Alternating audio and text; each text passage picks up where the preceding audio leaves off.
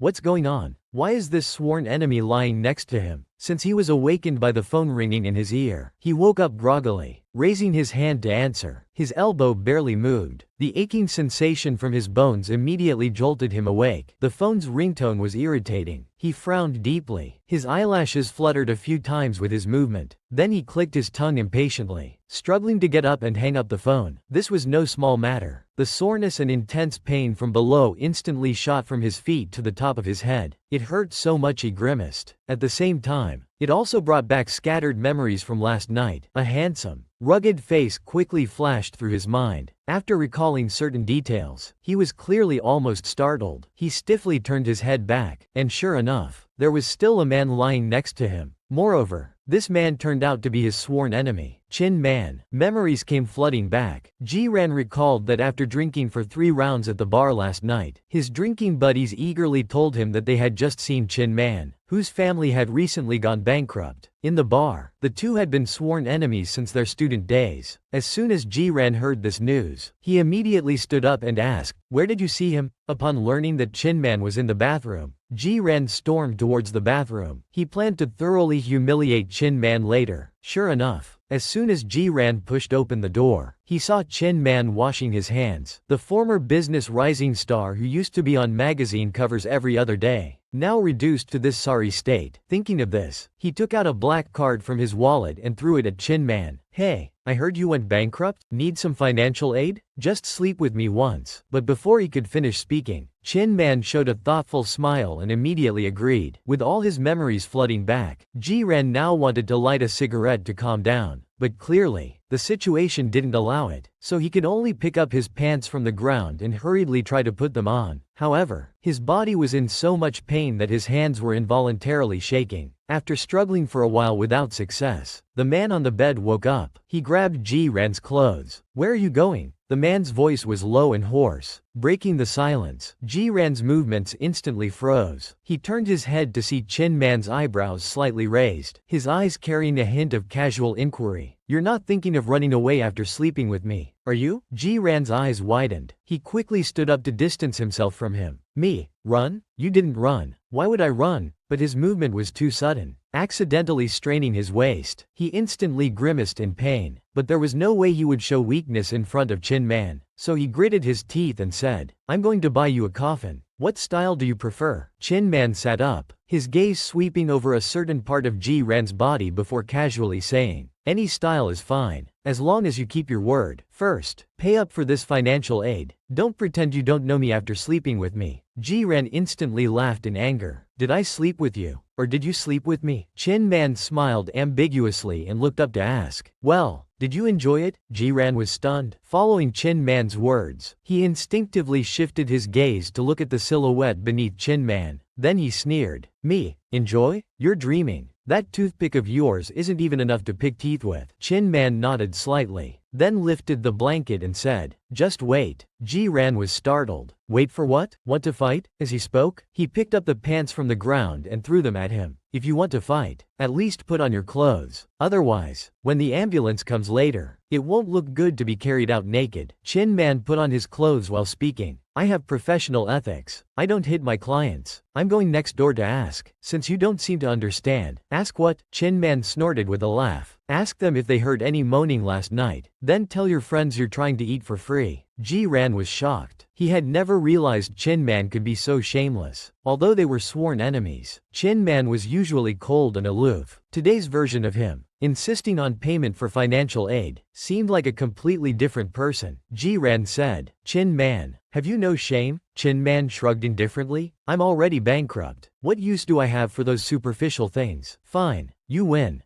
Ji-ran took out the black card from his pocket and threw it at Chin Man again. "The password is 19,951. You can only spend 500.000 more, or I'll kill you." Chin Man caught it accurately, spinning the card between his fingers. "Since you've hired me, I can agree to any request that doesn't threaten personal safety. We'll discuss the rest later. For now, just one condition," Ji-ran said through gritted teeth. "In the future, if anyone asks about that matter, you must say it was me who did it.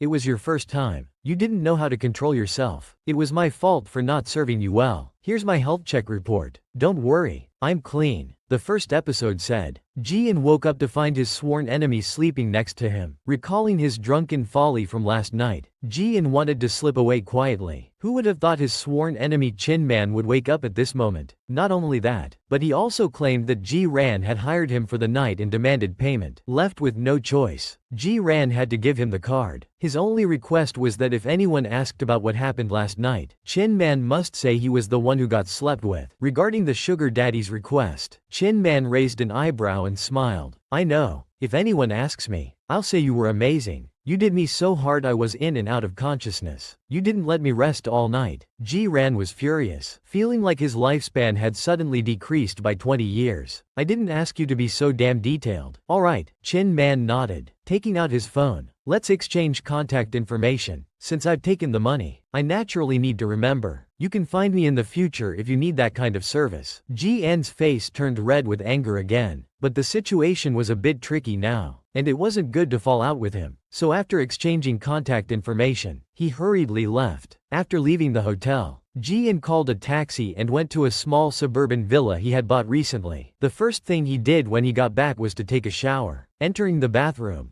Ji-ran's originally straight back immediately bent a little. Damn, this hurts so much. It wasn't like the pain of getting bruised and bleeding in a fight, but more like 10 needles pricking in one spot, hidden and itchy. Just then, his phone rang beside him. Ji-in irritably picked up the phone. It was a message from an unknown number. Are you okay? Ji-in stared at the black avatar for a long time before realizing who it was. He didn't bother typing and directly pressed the voice message button. He moved the phone to his mouth and started ranting. How could I be okay? Why don't I do you once and you can see for yourself? I'm telling you, if my ass doesn't get better, I'll burn your house down. Chin Man's lips curled slightly. He sent 2 voice messages back. Where are you? I'll take you to the hospital, so you don't have to burn my house down. Ji-ran couldn't even face a delivery boy, let alone see a doctor. He might as well just die. I'm not going to any damn hospital. As he said this, Ji-ran had a sudden thought. You should go to the hospital for a checkup right now. I just casually said something last night and you slept with me. You don't have any diseases, do you? Ji-ran of course knew Chin Man didn't have any diseases. Who was Chin Man? Before going bankrupt, Chin Man was the golden boy in everyone's eyes. He guessed that Chin Man agreeing to go with him last night was probably because he was drunk, but he just wanted to say this, to trample on Chin Man's dignity. He thought Chin Man would get angry or simply not reply. Who would have thought that after just a few minutes? The other party sent a photo, followed by a voice message. Ji-ran opened the image and saw it was 2 medical examination reports. It took me a while to find these. Chin Man's voice was as usual. I got these reports just last week. Don't worry, I'm clean. It was my first time and I didn't know how to control myself. It's my fault for not serving you well. Since I didn't do a good job, I can't charge the full amount. You decide. Is 20,000 enough? As soon as he finished speaking, Ji-ran's WeChat interface suddenly changed again. Transferred 20,000 yuan to you. Ji-ran almost choked on his breath. He directly threw his phone. What did this bastard take him for? 5 minutes later, Ji-ran finally managed to climb into the bathtub, holding his waist. The moment the cool water touched his skin,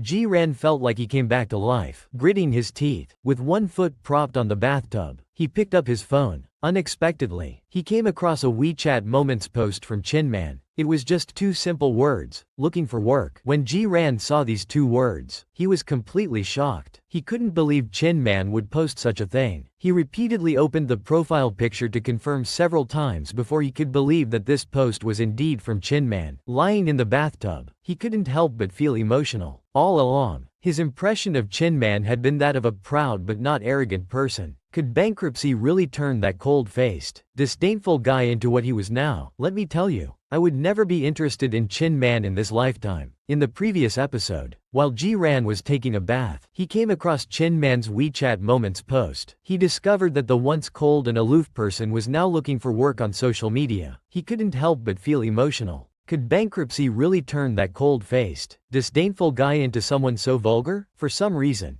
Ji-ran suddenly remembered Chin Man from their student days. It was back in middle school. He remembered that day. Right after pay class, he was surrounded by several boys. Because Jiran was an illegitimate child and attended the same school as his legitimate half-brother, he was often bullied. Although Jiran was young at the time, he wasn't a pushover. He retorted sharply to the taunts of the older boys. The result was predictable. The leader of the boys pushed him with one hand and angrily said, "Serves you right that your mom died as karma for being a mistress." This sentence directly touched Jian's sore spot. "Say that again if you dare," he said, immediately punching the other boy in the chest. Seeing this, the others all rushed forward, punching and kicking him. Just then, a long whistle sounded. It was Chin Man, wearing the armband of the disciplinary committee. Hearing the commotion, the group of boys who were fighting all stopped. They turned their heads towards the source of the sound. That image, no matter how many years passed, he could never forget. The clean, white school uniform shirt seemed to give him a layer of light, making him appear high above and unreachable. He just heard him say calmly, "I've already notified the school and the police. Do you want to wait with me?" Upon hearing this, the boys who had surrounded Jiran immediately scattered. "What are you doing here?" Jiran looked at him with dissatisfaction.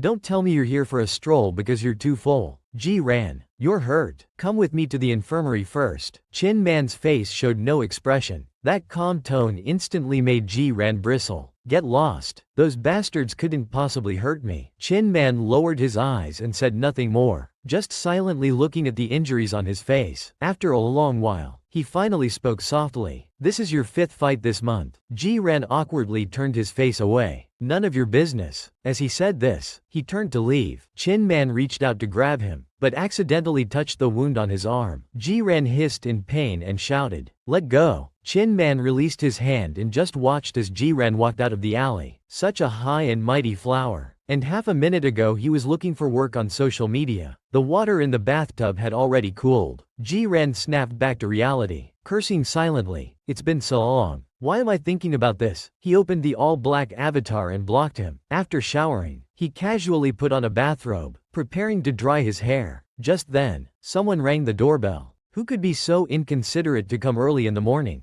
Jiran put down the hairdryer and walked to the door, holding his waist. Looking through the door monitor, he found it was actually his best friend, Le Wen. Speaking of this best friend, he came from a wealthy family, was a celebrity, had tens of millions of followers on Weibo, and was known by half the city. Yu Wenwen sat down and got straight to the point. "I'm saying, let's go to the bar tonight." Jiran remembered that Chin Man had taken him from a bar yesterday, so he lost interest. "Not going." Yu Wenwen looked him up and down. "Looks like Chin Man was quite fierce last night." "Huh?" Jiran was startled. In a few seconds, he had already cursed Chin Man's ancestors 18 generations back in his mind, but after a brief moment of panic, he quickly calmed down. No, Chin Man and Yu Wenwen were not connected in any way. Chin Man couldn't have told her about it. Jiran opened his mouth and said, "Who told you I did anything with Chin Man?" Yu Wenwen asked, "Did you drink yourself silly? You told me yourself last night." Jiran truly didn't remember this part. He had drunk too much last night, and his memory storage was clearly insufficient. He had completely forgotten the details before going to the hotel, but he did remember how he had scratched Chin Man in bed. Now that he was calm, he even remembered the temperature of Chin Man's body. Jiran cursed silently and immediately stopped reminiscing. Yu Wenwen continued to gossip. "I'm saying, you were different back in school. You've been keeping yourself pure for so many years, and I've never seen you have feelings for anyone. I didn't expect your first time to be with the genius Chin Man. You haven't fallen in love, have you? Get lost. I wouldn't fall for Chin Man even if I liked someone."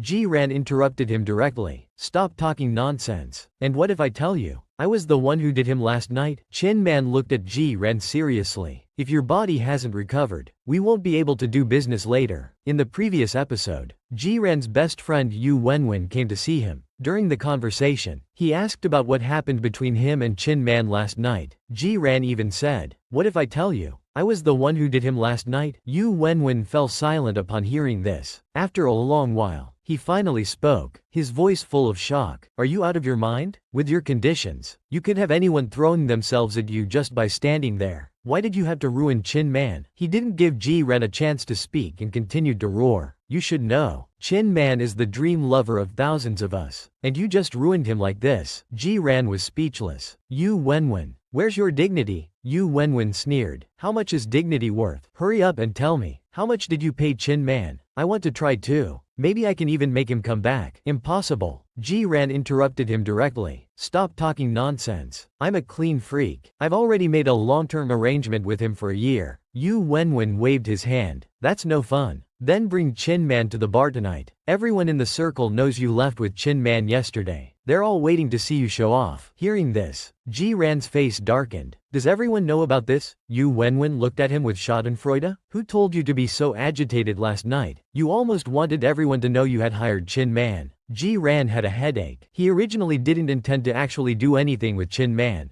just to have him as a subordinate. He didn't expect things to go completely off track. Finally, he could only say reluctantly, "Alright, see you later then." The silver Lamborghini supercar always attracted glances from other cars even when stopped at a red light on the highway. He took out his phone and typed into the search engine, "WeChat how to add back someone you've blocked." Thinking that he had already announced he had hired Chin Man for a year, he naturally had to follow through. After adding Chin Man back as a friend, Ji-ran sent him a voice message directly. "Where are you? I need to see you. Send me your address. I'll come pick you up." After sending it, he tossed the phone aside. He was seen holding the steering wheel with one hand, the other resting casually on the car door. As soon as the red light turned off, his car roared away first. At the agreed location, Ji-ran had just parked when he looked up and saw Chin Man walking out. He was wearing a simple white hoodie with black jeans, standing straight on the street. His tall figure was quite eye-catching. Ji-ran couldn't help but glance at his own black hoodie and jeans, feeling something wasn't quite right. Just as he was about to get out of the car, he saw a young woman approach Chin Man. She said something to Chin Man, who responded with a bland expression and shook his head. Seeing Chin Man's aloof manner, Ji-ran's mind flashed back to their school days, picturing Chin Man in his uniform, cold and distant, keeping everyone at arm's length. This indeed fit Chin Man's image. While Ji-ran was lost in thought, he suddenly met Chin Man's gaze. Chin Man raised an eyebrow at him, refusing the business card the woman offered. Chin Man walked straight towards the car. After getting in, he leisurely fastened his seatbelt. Then he turned and asked, "Are you feeling better?" Ji-ran hadn't expected him to bring this up right away. He almost lost control of the accelerator and angrily retorted, "None of your business." "Of course it's my business." Chin Man glanced at him, saying seriously, "If you're not well, we won't be able to do anything later." Ji-ran told himself to stay calm. Getting angry would mean losing. The urgent matter now was to finalize the one-year contract. So he took a deep breath and said irritably, "I never said I wanted to sleep with you." Chin Man nodded. "Then what are we going to do now?" Ji-ran replied stiffly, "We're going to eat."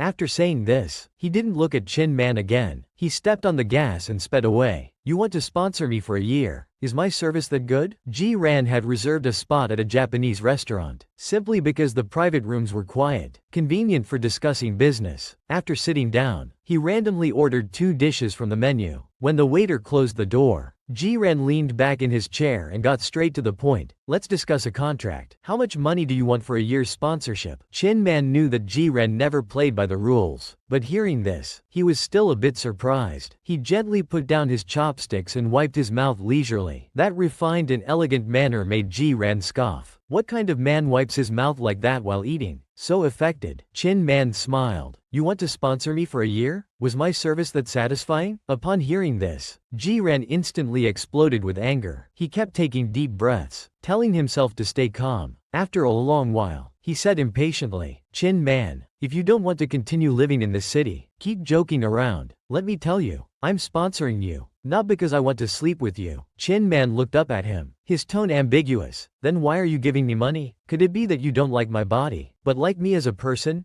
Ji-ran corrected him through gritted teeth, deliberately choosing harsh words. "It's just to sleep with you, alright?" As he spoke, he slammed down his phone with a bang. He continued, "Not only that, you'll have to be available whenever I call. When I say left, you can't go right. Also, during our contract period, you can't mess around with others. I don't like my lovers cheating on me. Anyway, I have high standards, so take your time to estimate the price. Don't sell yourself short." Chin Man swallowed a piece of sashimi. He looked at Ji-ran and asked, "How much money do you have?" Ji-ran paused. "What do you mean? Anyway, I can afford you. As long as you don't ask for an astronomical price. 1 or 200 million should be fine." Chin Man smiled. 1 or 200 million won't be enough for me, but since I know your brother, I can give you a friendly price." Ji-ran's mood, which had calmed down considerably, immediately soured at the mention of his brother. His brow furrowed tightly. He And I am me. I don't need a discount. Chin Man looked at him, unconsciously clenching his fist, thinking of the complex relationships in their families. He didn't say more. In that case, I want half of all the money in your account. How about that? Fine. Ji Ran, who never cared about money, agreed promptly, settling the matter. Then he picked up his phone and asked, "Finished eating? Let's go to the bar later." As he spoke, he stood up to pay the bill. After a while, when Ji Ran returned from paying, he saw a middle-aged man in the corridor, handing Chin Man a business card. Suddenly remembering that earlier, a young woman had also approached Chin Man, Ji Ran felt inexplicably annoyed. He walked straight up, aggressively saying, "I said no messing around with others, and that includes women. Understand?" Chin Lan immediately understood what he was referring to. "If you're talking about that woman on the street just now, she was a talent scout. I didn't even listen to what she was saying." Ji Ran snorted lightly, turning to walk out. "I heard being a celebrity pays well these days. Why do you look down on this profession?" Chin Lan replied airily, "Without experience, you can't do it well." Seeing him stop mid-sentence, Ji Ran impatiently turned back and asked, "And what? And I can earn a lot of money by sleeping with you. Why would I want to muddy those waters?" This statement clearly shocked Ji Ran. Has this guy's image deteriorated to this extent? He took out a cigarette, trying to appear calm, and said, "Can you stop mentioning sleeping together? When we go to pop later, watch what you say. If you let it slip, I'll make sure your Chin family goes bankrupt again." Before he finished speaking, the hand holding his cigarette was grabbed by Chin Man. Seeing the person in front of him getting closer, Ji Ran's heart skipped a beat. "What are you doing?" Chin Wan leaned down to his ear, deliberately slowing his voice, and reminded him, "Look to your right." Ji Ran turned his head, confused, and saw the prominent, "No smoking" sign hanging on the wall. He was instantly speechless. "You can play as you like. I'll drink for you." Babies, who could resist such boyfriend material? Yu Wenwen had reserved the best table at Pop. Today, the booth was full, with a few people who couldn't fit standing around. Yu Wenwen turned her head and saw Jian and Chin Man. It wasn't that she had sharp eyes, but these two standing one behind the other were too conspicuous in the crowd. Everyone knew who had arrived when they saw Yu Wenwen's reaction. They all stopped their conversations and turned to look, although Yu Wenwen had mentioned it beforehand. When they actually saw Chin Man beside Jian, many people were still surprised, their eyes widening. Although the place was fully booked today, a seat was still reserved for Ji Ran. Seeing him arrive, everyone tactfully made way for the central seat. Ji Ran ignored Chin Man behind him and walked straight to his seat. As soon as he sat down, a friend beside him laughed and very consciously handed him a cigarette. Ji Ran put it in his mouth, and someone immediately lit it for him. He had just taken a puff when he felt someone touch the outside of his thigh. It was Chin Man who had walked up and stood in front of him, but Ji Ran didn't speak, and no one dared to offer him a seat. Ji Ran looked up, their eyes meeting. After a moment, Ji Ran blew smoke towards Chin Man. "No seats left. Go stand outside." Seeing Chin Man's expression unchanged, everyone immediately understood that Ji Ran wasn't joking with them. He had really bought Chin Man. Seeing this situation, two men sitting in the corner couldn't help but whisper to each other, "Is it really okay to treat Chin Man like this? The Chin family is bankrupt. What could possibly happen?" Seeing Chin Man not moving,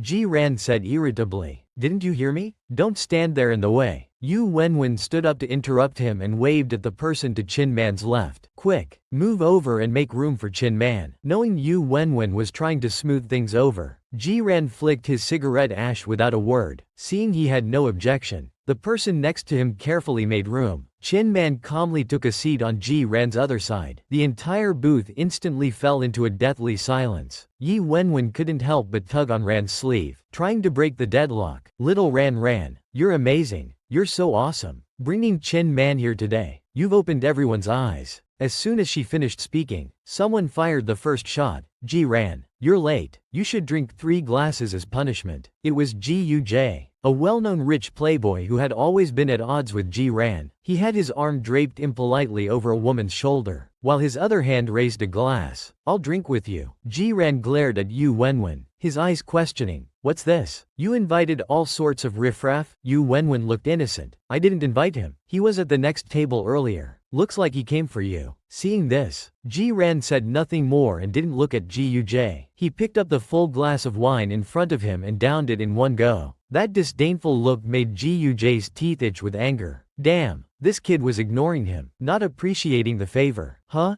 Guj drank while looking at Chin Lan sitting next to Ji Ran. He didn't believe that the Xing family's ice prince could really be subdued by Ji Ran, that bastard son. After drinking, Guj extended his glass to the woman beside him for a refill. The scantily clad woman hurriedly picked up the bottle with both hands, obediently pouring him wine. Ji Ran raised an eyebrow. So that's the game he wanted to play. He then turned to the person beside him and called out. Chin Wan elegantly crossed his legs. He hummed, "Pour me some wine." Ji Ran tapped the bottle's mouth with his fingertip. As many eyes swept over, Chin Man only glanced at the wine glass, then leisurely put down the bucket. He took out a handkerchief, wrapped it around the wine bottle that the woman had just held, and elegantly poured Ji Ran a full glass. Chin Man's pouring technique was excellent, without a single bubble. Several people looked speechless at the liquid that was almost overflowing from the glass. They asked with a forced smile, "So late? Afraid of wasting alcohol, huh?" Chin Man chuckled lightly. "How could that be?" Guj watched as these two whispered to each other, oblivious to others. His temple twitched slightly. With a loud thud, he heavily placed his glass on the table. He spoke up. "Ji-in, 3 glasses isn't enough. Dare to drink a few more with me?" Ji-in sneered. "What's there to be afraid of?" Guj waved his hand, asking the waiter to bring several glasses. He said, "Drinking one by one is too boring. How about 10 glasses at once? We're all here to have fun." Everyone was already accustomed to this scene. After speaking,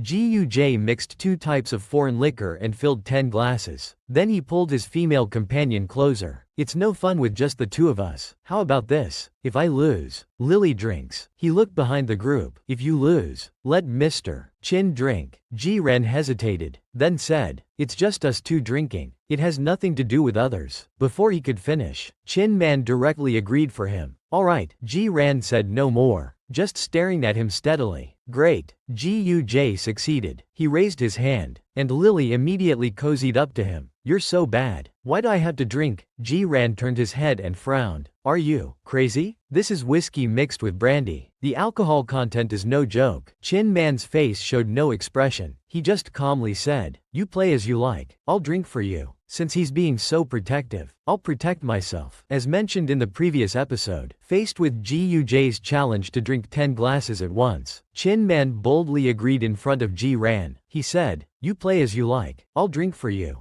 Ji Ran rolled his eyes. "Shut up and sit down. Who needs you to drink for me?" Chin Man said. "Isn't this rebellious one going to get drunk and throw money around again? You're my big client. Can't let someone snatch you away." Ji Ran looked exasperated. "You're really dedicated. Do you want me to give you a banner of appreciation later? Just give me the cash equivalent? That'll do." Ji Ran looked at his punchable face, trying hard not to swing a fist at it. After taking a deep breath, he picked up the dice cup. "Watch closely. You won't have a chance to drink for me." Chin Man watched his determined look, a faint smile tugging at his lips. At this moment, Guj was still coaxing the beauty in his arms. "Don't worry, baby. I won't let you drink." He shook the dice cup in the air for a long time, then slammed it down on the table with a bang. Ji Ran casually shook the dice cup and also slammed it on the table. "Ji Ran, what are you doing?" Guj's face was full of smugness. He wasn't really sincere about coming to drink with Ji Ran today. More than Ji Ran, he disliked Chin Man. The Chin family had previously taken a lot of business from his family, and Ji Ran had always been at odds with him. Unexpectedly, these two had delivered themselves to his doorstep today, so he wouldn't be polite. Ji Ran wasn't ambiguous either. He immediately said, "I bet on 5 ones," meaning that out of 10 dice between the two of them, if there were 5 ones, Ji Ran would win. Guj didn't expect him to call such a big bet right away. He glanced at his own dice. Not a single one among them. Without thinking, he opened the dice cup. "Ji Ran, I don't have a single one here." After saying this, he looked at Chin Man beside Ji Ran, his mockery obvious. "Mr. Chin, drink up." Chin Man didn't even give Guj a glance. He asked Ji Ran, "Should I drink?" "Hey, no way." Ji Ran directly lifted the cup in front of him. The 5 small dice inside each had only one small red dot. 5 ones. It was actually a leopard. Guj's face changed. He didn't expect Ji Ran to casually shake out a leopard. The others raised their eyebrows slightly, their tone arrogant. "You're not young anymore. Still having women cover for your drinking. Hurry up and drink it yourself. When you're done, I'll call 120 to send you home. Today, you'll have to obediently lie on that stretcher. Understand? Yu Wenwen, having watched enough of the show, also chimed in. That's right, big man. How can you let a woman drink for you? It doesn't look good. Young Master Guy's expression wasn't looking good at this point. How could you shake that out? Ji-ran, you didn't set up some mechanism in the dice cup, did you? Ji-ran scoffed. You think too highly of yourself. It's not worth my effort to cheat for a mere drink. Saying this, he reached out and put his arm around Chin Man beside him. He continued, I have the ability to protect my own people. Chin Man straightened up at these words, then smiled faintly at Ji-ran and said, you're not trying to back out, are you? You really want the woman to drink for you? There's nothing to back out of. Guy's smile disappeared. He shrugged his shoulders forward, imperceptibly shaking off Lily. He picked up the glass. I wasn't really going to have her drink for me. I just wanted to change up the game. Ji-ran won, so I'll drink. Guj looked down at the glass in his hand. The glasses in nightclubs aren't actually very large, but the alcohol is strong. Moreover, Guj had bought high-proof foreign liquor earlier to mess with people. The two mixed together were particularly harsh. After 10 glasses, he was a bit tipsy. Although Lily hadn't been with Guj for long, she knew his temper. If Guj took her back in this state, she would surely suffer. So she immediately picked up the bottle, intending to pour for Guj, planning to use some tricks to not fill the glass too much. But Guj raised his hand to block the glass. He had a few drinks earlier, and with these 10 glasses of strong liquor, he was already a bit drunk and much bolder. His gaze fell on Chin Man. Mister, Chin must be bored just sitting there. Why don't you come pour me a drink? Hearing this, Ji-ran's face darkened. There are 2 glasses left. Are you saving them to raise fish? Guj stood up and directly handed the glass to Chin Man. I'll drink, but I want Mr. Chin to pour for me. All eyes immediately focused on Chin Man. Chin Man looked up and gave him a cool glance, not moving at all. Seeing no reaction,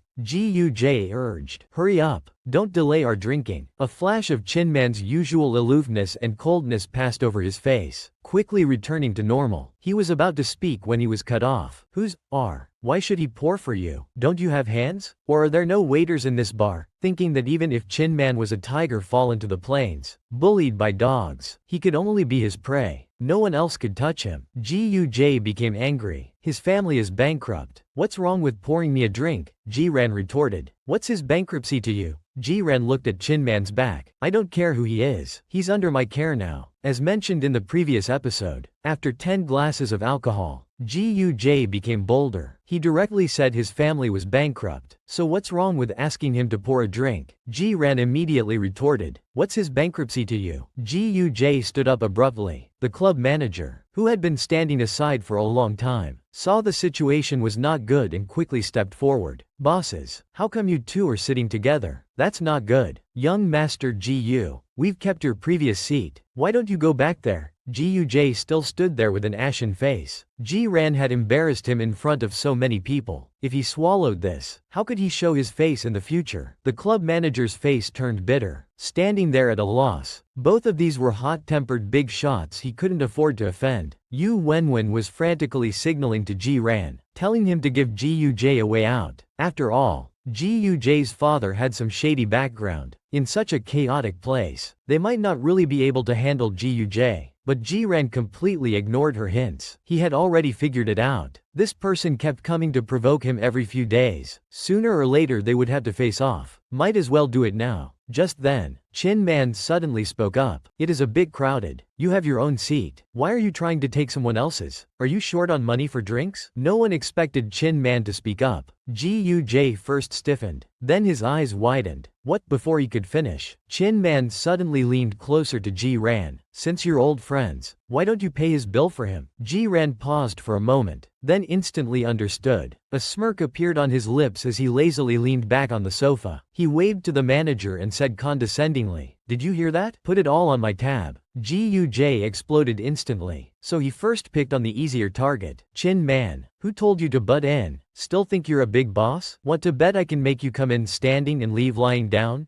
Ji-ran couldn't stand seeing others act high and mighty in front of him. Who are you trying to scare? Chin Man beside him remained expressionless. If you really had that ability, how come you got your legs broken half a year ago? This statement stunned everyone. Even Guj was suddenly silenced, his expression even more shocked than before. That day he went to the club alone. How did Chin Man know about that incident? If his old man found out about this, he'd be dead for sure. Thinking of this, Guj left some harsh words and hurriedly left. Ji-ran snorted lightly. After those demons and monsters left, Yu Wenwen came closer. Across Ji-ran, she asked Chin Man, "What's this story about broken legs? Tell me quickly." Chin Man smiled. He messed with someone he shouldn't have, got his legs broken, and was bedridden for nearly half a year. Really? Yu Wenwen was stunned. She took out her phone and scrolled through her chat groups. I can't believe I haven't heard about this. My 99 gossip groups. Oh no. The intelligence officers in there must not be efficient enough. Yu Wenwen held her phone and winked at Chin Man. They don't do any real work all day. Just ogle handsome guys. Brother Chin, you've already passed our gossip group screening. How about it? Interested? Chin Man asked. Is Ji-ran in it? Ji-ran frowned. What does that have to do with me? Yu Wenwen's almond eyes lifted. He finds us noisy and doesn't want to join. Chin Man played along. Then I won't join either. Yu Wenwen didn't push it. She stood up and winked at him. Alright, whenever you're interested, feel free to send me an application. With that, she immediately headed to the dance floor. After she left, the booth fell into a deathly silence. After a long while, someone finally spoke up softly. Using such things to threaten people. How childish. I was ready for a fight, but it ended up like this. Chin Man took the glass from his hand. He said calmly, as long as it works. The security in this club is managed by Guj's father. If you fight him here, you might end up at a disadvantage. Just as he finished speaking, a man from nearby suddenly approached. He bent slightly towards Ji-ran and said, "Last time at the supercar club, thanks to Brother Ran's recommendation for car repair, let me toast you." Ji-ran remembered him. Small matter. Next time,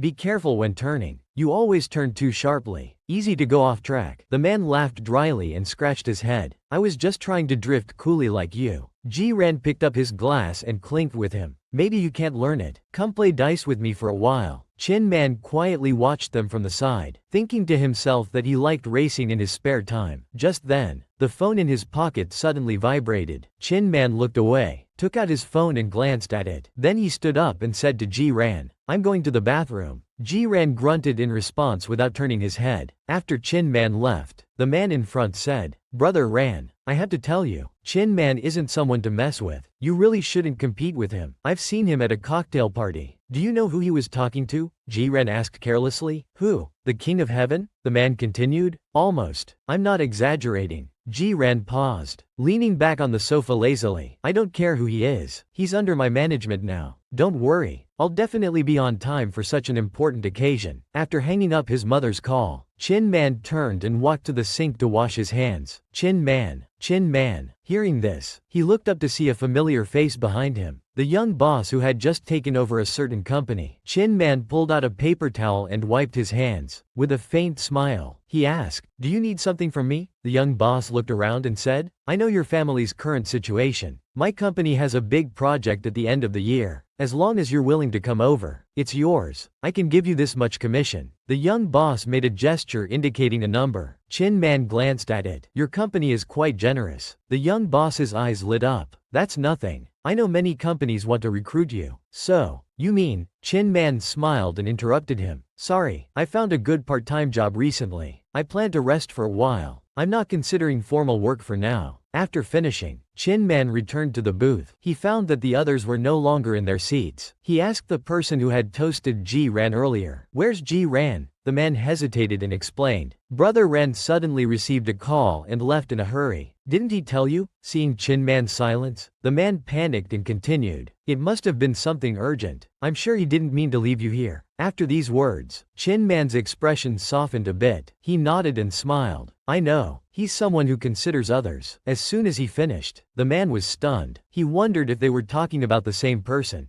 Just then, Chin Man's phone vibrated. He opened it to see a WeChat message popped up. "G-Dad transferred 1 yuan to you," followed by a voice message of a few seconds. On the other end, it sounded like a car window was open, with wind whistling. A male voice mixed in. "I had to leave for something. Use this money to take a taxi back." The corner of Chin Man's mouth curved slightly. Then, with a normal expression, He accepted the money and immediately transferred it to a friend on WeChat who regularly donated to a welfare institution. Ji-ran rushed home. As soon as he drove into the community, he saw a black Mercedes parked outside his house. He instinctively eased off the accelerator and pulled up next to the Mercedes. He rolled down the window and called out to the dark rear window of the Mercedes. "Grandma?" There was no response from the backseat. The front passenger window lowered instead. The driver in the driver's seat said, "Mr. G, why don't you open the garage first? It's windy outside. The old madam is afraid of the cold." Ji-ran was silent for 2 seconds. He looked away and drove the car forward a bit, backing up to the license plate. The garage door slowly opened. The black Mercedes drove into the garage first. Ji-ran parked his car. Before getting out, he remembered something. He took out the cigarette pack from his pocket and casually tossed it onto the seat. The black car next door finally deigned to open its door. An elderly person slowly emerged from inside. In the living room, Madame G sat upright. She slightly raised her eyes to look at Ji-ran's clothes. Her brow furrowed imperceptibly, but she quickly regained her composure. "It's been many years. You've grown taller. Grandma, we haven't seen each other for 7 years. Ji-ran reminded her with a laugh. His tone wasn't particularly warm. Madame G nodded. 7 years. And you've only come to see me in Haicheng once. Ji-ran flashed a white-toothed smile. Wasn't I busy, Grandma? Madame G naturally knew this was an excuse. This grandson of hers, who couldn't be seen in public, had troubled his teachers when in school. After graduation, he hadn't found a proper job. Apart from spending money on entertainment, what else could he be busy with? She asked. "In these years since I left, how many times have you been home?" At the mention of the G family, Ji-ran lost all patience. "Grandma, just say it. What did you call me for this time? This Friday is your brother's engagement party. It's at the house with the garden in the suburbs. You should come." Ji-ran laughed coldly, thinking they must be afraid he wouldn't show up on the wedding day, and the media would spread rumors about the G family's illegitimate son again. Seeing Ji-ran silent, old Madame G was about to speak again. Ji-ran interrupted her. "I understand. I'll be there. You're the only one in this family who still thinks of me. How could I refuse you? Don't worry. I'll definitely be on time for such an important occasion." Babies. Our green-haired Ji-ran finally makes his grand entrance. On the day of the engagement party, those greeting guests at the entrance immediately spotted their friend. Wang said goodbye to the person in front of him and quickly walked to Chin Man's side. "I was worried you wouldn't come." Chin Man smiled faintly, his black suit adding a sense of restraint. Standing there, he looked even more impressive than those who had dressed up carefully. He handed the gift box to Ji. "Engagement gift. Congratulations." Ji Wei took the gift. "Thanks, you shouldn't have." "Is everything okay at home?" Chin Man said. "It's fine."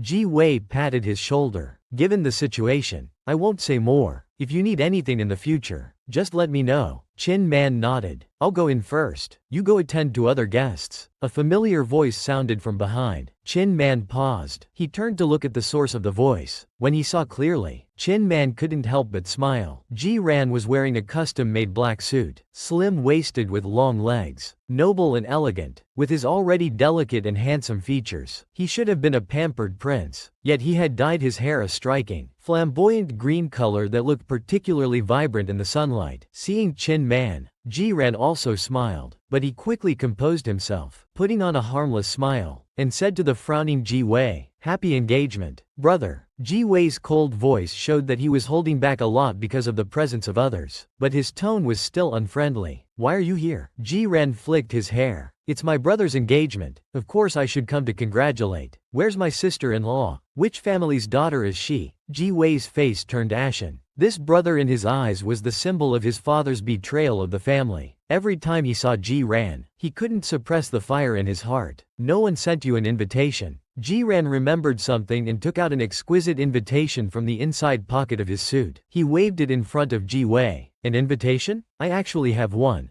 Ji Wei stepped forward and said in a low voice, "Ji-ran, I'm warning you. Either you leave now, or you act like a mute. Stay quiet inside. If anything goes wrong today, I won't let you off." Ji-ran put away his smile. "Ji Wei, first of all, it's not your turn to be the head of the Ji family yet. Even if one day the Ji family really falls into your hands, I Ji Ran, have no relationship with you. Don't try to order me around. Saying this, he stuffed the invitation into Ji Wei's suit lapel and turned to glare at Chin Man. Then he turned and walked into the wedding venue. Chin Man was bewildered by his glare. Ji Wei quickly controlled his emotions. Family scandals shouldn't be aired in public. Sorry you had to see that. Chin Man's gaze followed Ji Ran's retreating figure. It's fine. I'll go in too. He followed Ji Ran into the venue. Looking at Ji Ran's green hair, he thought it looked quite good. At this moment, Ji Ran entered the venue and immediately spotted the other protagonist of the day. The bride looked very gentle and virtuous. Wearing a white wedding dress, she was surrounded by several well-dressed bridesmaids. Their manners showed they weren't from ordinary families. He thought, it's the same at the Ji family's level. There are rarely pure marriages. What a pity. Such a good girl paired with Ji Wei. What a waste. Where should we sit? Suddenly a voice came from beside him. Ji Ran was startled. He instinctively turned around and found Chin Man standing behind him. Do you walk on tiptoe? I didn't hear a sound. Chin Man raised his hand to brush Ji Ran's hair, saying calmly, why did you do your hair like this? Ji Ran swatted his hand away. This is my engagement gift for my brother. I specially asked Yu Wenwen to find the most famous stylist Tony. Oh right, why are you here? Can you afford a gift? He squinted. You didn't use the money I gave you to buy a gift for Ji Wei, did you? Don't think I don't know. You two have been friends since school. Ji Ran knew his question was somewhat unreasonable. Once the money was in Chin Man's hands, it was up to him how to spend it, but he still felt unhappy. Chin Man said, no. I used my own savings to buy a pair of couple watches. Not very expensive. Ji Ran looked displeased. If you give a cheap gift, people will look down on you. You don't understand this, so you might as well not come. Chin Man casually said, your brother will understand. Ji Ran sneered. Then your relationship must be really deep. The butler accompanying old Madam Ji walked towards them. Young Master Ji, the old madam asked you to sit at the third table. She reserved a seat for you in advance. Ji Ran acknowledged and walked straight to his seat. The butler, seeing Ji Ran sit at the third table, felt relieved. Then he made an inviting gesture to Chin Man. Mr. Chin, this way please. Your seat is at the main table. I'll take you there now. Chin Man interrupted him. No need. Please just add a seat for me at the third table. Babies, if you want to see more exciting follow-ups, please click on the bottom left corner to search for strategies on Kuiken. Watch how the drama queen Chin Man, the mortal enemy, conquers our male lead Ji Ran step by step. How could I not know him? He's my junior from elementary school. Continuing from the last episode, Ji Ran went to the third table in the outdoor venue as arranged. Just as he sat down, he received a message from Yu Wenwen. Little Ran, you're so flamboyant. My moments are buzzing because of you tonight. Ji Ran was confused and continued reading. The other party sent a screenshot of a moment's post. Ji Ran opened the image and immediately saw his green hair. It seemed to be a candid shot taken when he just got out of the car. The image was high definition. Searching for 1,000 times in dreams. This photo will accompany me through the coming night. With that face and those legs, I'm willing to kneel until my knees are red, to stretch my mouth until it splits, day and night, for this jerk. What the hell is this? Ji Ran was stunned for a while before reacting. Who posted the last comment? I want to knock their head off. Just as he was about to type, he felt his ear get hot, as if someone was pinching it. The source's fingertips were slightly soft. Ji Ran's back tingled. He looked up calmly. Chin Man quickly let go. Why are your ears so red?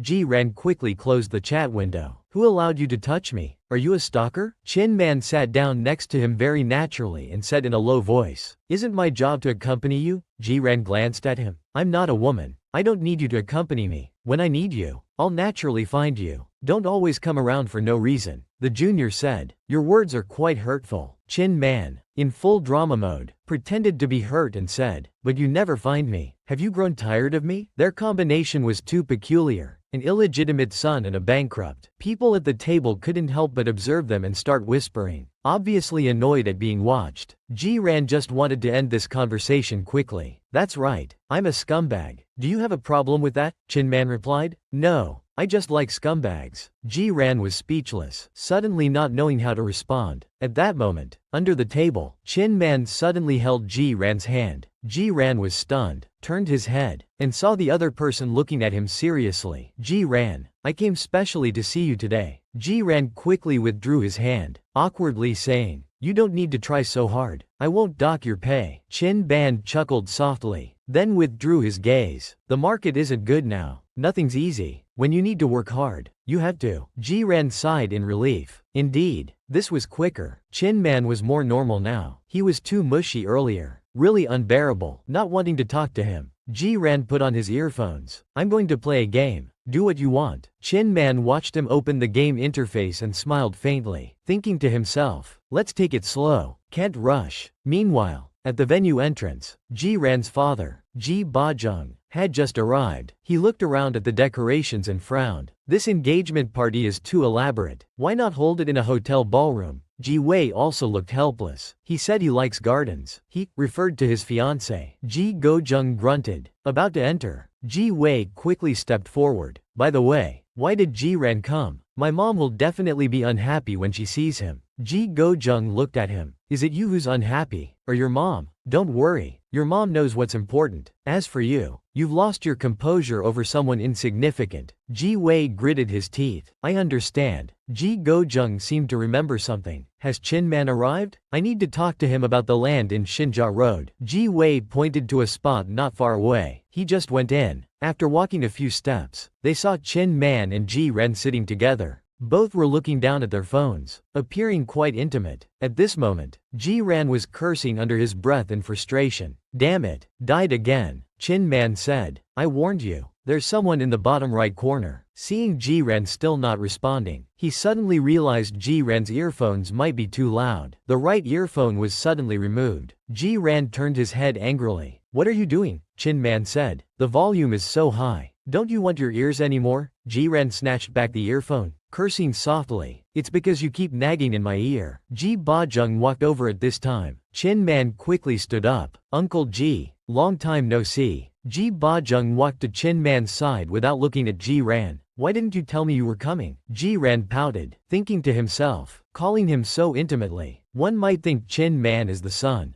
Ji Go-jung turned to Ji Wei, frowning. Why is Chin Man arranged at this table? How thoughtless. Ji Wei hurriedly explained. I arranged for him to sit at the main table. I don't know if the butler made a mistake. Ji-ran glanced at Chin Man suspiciously. Isn't the main table for the bride and groom's families? How come Chin Man, a bankrupt, was invited to the main table? What's going on? Chin Man politely declined. I'm fine sitting here. I haven't seen Ji-ran for a long time and wanted to catch up with him. Ji Go-jung then turned his gaze to his illegitimate son. Feeling the gaze on him, Ji-ran turned his face. He neither stood up nor spoke. Ji Go-jung frowned and asked, when did you two get to know each other? The tone made Ji-ran very uncomfortable. He stood up directly, raised his right hand, and placed it on Chin Man's shoulder. Can't you understand? He wants to drink with me. That arrogant attitude instantly made Ji Go-jung bristle. Just as he was about to react, Chin Man spoke first. He suddenly raised his hand and held Ji-ran's fingertips, smiling lightly. How could we not know each other? Ji-ran is my junior from elementary school. Babies, if you want to see more exciting content, please click on the bottom left corner to search for strategies on Kuiken. Watch how the drama queen Chin Man, the mortal enemy, conquers our male lead step by step. Ji-ran never thought that the family door he couldn't enter for over 20 years would be opened to him by Chin Man with just one sentence. In the last episode, facing Ji Wei's inquiry, Chin Man suddenly raised his hand and held Ji-ran's fingertips, smiling lightly. How could I not know Ji-ran? He's my junior from elementary school. His fingertips were enveloped by warmth. Ji-in instinctively wanted to withdraw his hand, but the other person held on firmly. He couldn't pull away in one try. Moreover, Chin Man, while holding his hand, used his thumb to caress Ji-en's palm where others couldn't see. Fuck. Ji-en instantly bristled. At this moment, Ji Ba-jung lightly coughed. Ji-en forcefully pulled his hand back. Chin Man calmly looked at Ji Ba-jung. Uncle Ji said there were too many people around. Ji-ran couldn't express himself well, so he secretly pinched Chin Man's back again. After pinching, he realized something was off. This kind of private gesture felt damn like a couple's behavior. Ji Ba-jung looked at them kindly and said, why don't you stay here tonight? You can catch up with Ji Wei too. It's a pity when childhood friends drift apart as they grow older. Chin Man smiled. How could I impose on you? He turned to look at Ji-ran. Are you staying here tonight too? Ji-ran had been eavesdropping and didn't expect Chin Man to direct the conversation to him. He was stunned and about to deny it when he heard Ji Ba-jung say, he's staying here. Ji Ba-jung's smile faded as he finally addressed Ji-ran. You haven't been back for a long time. Your grandmother has something to tell you tonight downstairs. Ji-ran never thought that the family door he couldn't enter for over 20 years would be opened to him by Chin Man with just one sentence. But why? Ji Gojung wasn't a philanthropist. Why would he care so much about a bankrupt Chin Man? If the court hadn't certified Chin family's bankruptcy earlier, he would have suspected this person was deliberately acting crazy in front of him.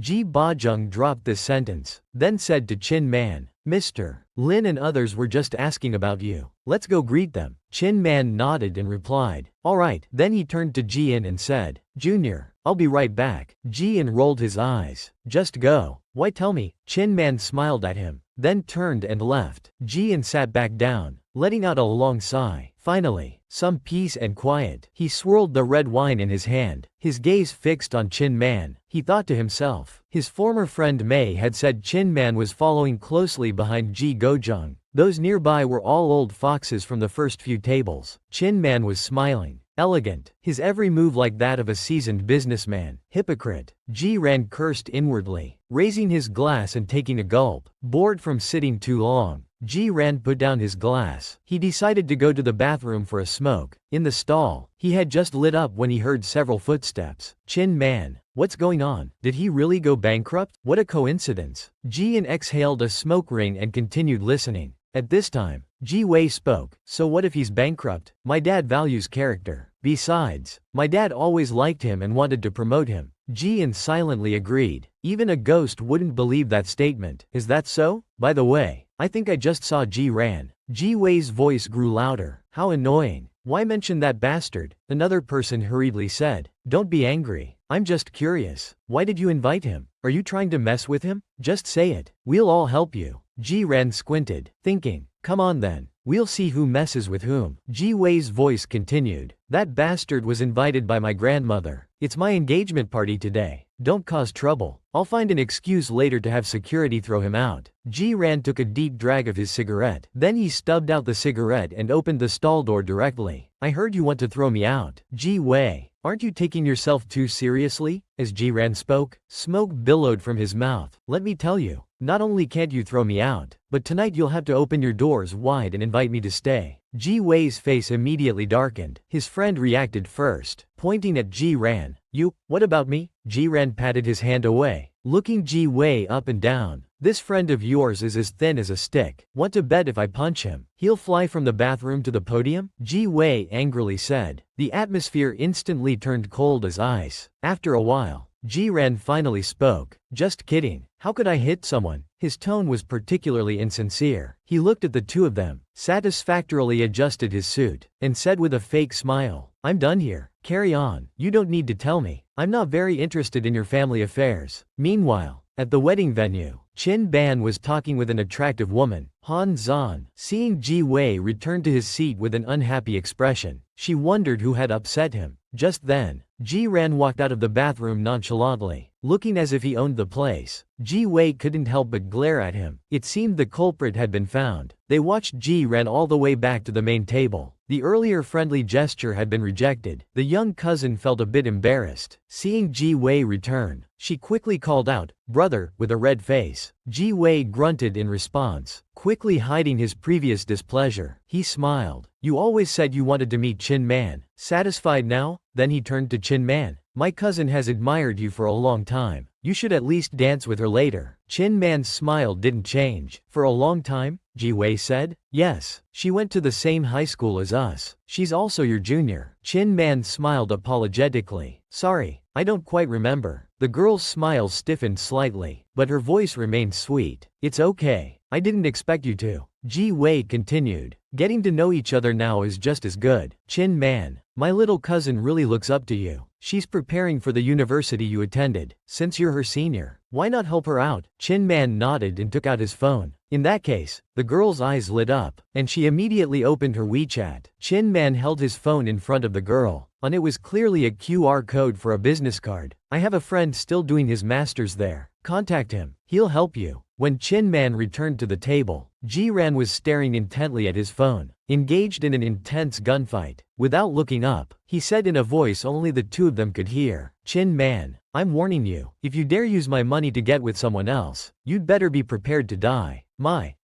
little junior. Your words are so scary. Chin Man rested his chin on his hand, watching him play the game with interest. So you saw that I didn't get with anyone else. Your cousin just asked me about university admissions. Ji Ran found it amusing. The Ji family must really lack connections if they need to consult others about getting into university. They probably have all the school relationships sorted out before that cousin even starts studying. Chin Man paused, then suddenly asked, "Did Ji Wei give you trouble just now?" Ji Ran's hands didn't stop moving on the game, as if he could. Then he realized something was off. "This is my business. What's it to you?" Knowing he wasn't bullied, Chin Man felt relieved. He then asked, "Are you staying tonight?" What a strange question. Ji Ran looked up at him. "What are you planning?" Chin Man patted his shoulder. "If you're staying, eat something first. Your family doesn't seem to live in this house often, and there's not much takeout nearby. You might get hungry later with nothing to eat." Ji Ran was stubborn. "I'm not eating. Mind your own business." The banquet ended promptly at 9 p.m. The butler led Chin Man to the first guest room by the stairs. "Mr. Chin, this is your room. There's a landline on the bedside table. Just call if you need anything." Chin Man nodded. "Thank you." "Is Ji Ran next door?" the butler replied. "No. Miss Ji is next to you. Mr. Ji Ran is at the end of the hallway." At that moment, Ji Ran interrupted them, heading straight for the room at the end. He waved off the butler. "All right, what is this? Elementary school? We don't need to stay together. I'm going to my room. I'll call if I need anything." The room had its own bathroom. Ji Ran took a shower and came out. He went to the balcony for some fresh air. Only then did he realize the surroundings were all trees, with no other scenery. Ji Ran somewhat regretted it. Was he out of his mind? To annoy Ji Wei, he'd thrown himself into this remote place to space out. He went back to the room and picked up the cigarette pack on the table. He realized it was empty, so he casually grabbed a jacket. He walked out of the room, intending to get cigarettes from his car. Unexpectedly, as soon as he opened the door, he heard people talking outside. It was Ji Wei's voice. "At least tell me how you and Ji Ran met." Ji Ran stopped in his tracks and glanced towards the sound. Chin Man and Ji Wei were standing at the edge of the stairs. Their backs were to him, so he couldn't see their expressions. He only heard Chin Man say, "I've told you before. I know he's your junior, but you two never interacted in school. Did he approach you because you're my friend and he found out about your family's situation?" Chin Man interrupted him. "Although my family has fallen on hard times, it's not that bad. You're overthinking. Besides, he's your brother. How can you talk about him like that? I advise you not to get too close to him. It's beneath you." Ji Wei took a deep breath and continued, "I rarely say this, but since he's my dad's child with that woman." Chin Man's voice floated in the air, neither cold nor warm. "You don't need to tell me. I'm not very interested in your family affairs. If there's nothing else, I'll go rest now." Babies, if you want to see more exciting content, please click on the Quick Look app in the lower left corner and search for Strategy Death Squad. Let's see if we'll pretend to be crazy after drinking. I thought it was someone else. If I'd known, I wouldn't have bothered getting dressed. After parting ways with Ji Wei, Chin Man returned to his room. He picked up his phone and sent a message to his new boss. "Did you drive here today?" As soon as he sent it, a red icon appeared in front of the message. "You are not his friend yet. Please send a verification request." Chin Man raised an eyebrow and smiled. He wondered what he'd done to offend this master again. Late at night, sleeping soundly, he was suddenly awakened by a knocking at the door. He frowned, remembering he was in someone else's house. He could only throw on a shirt and go open the door. As soon as he opened it a crack, the smell of alcohol wafted in. It was his difficult-to-please new boss standing outside. He was dressed similarly, just casually wearing a shirt. His suit pants were obviously hastily put on. Ji Ran's eyes were glistening, his lips wet with remnants of alcohol. He stood straight and suddenly said, "Chin Man, let's sleep." Chin Man was taken aback. Ji Ran nodded. "Yes." Chin Man laughed. "You're drunk again." Ji Ran frowned. "I'm not drunk." In fact, he really wasn't drunk. The alcohol in the guest room wasn't strong. He just felt a bit hot and lightheaded. After returning to his room earlier, he got increasingly annoyed. What did it mean that Chin Man being with him was beneath him? He was clearly Chin Man's patron. Ji Wei didn't know shit. With just one word from him, Chin Man would have to grovel at his feet. Seeing Chin Man not speaking, Ji Ran became irritated. "You've taken my money. Can't you be more enthusiastic?" Ji Ran's buttons weren't done properly, exposing a large patch of fair skin around his collarbone.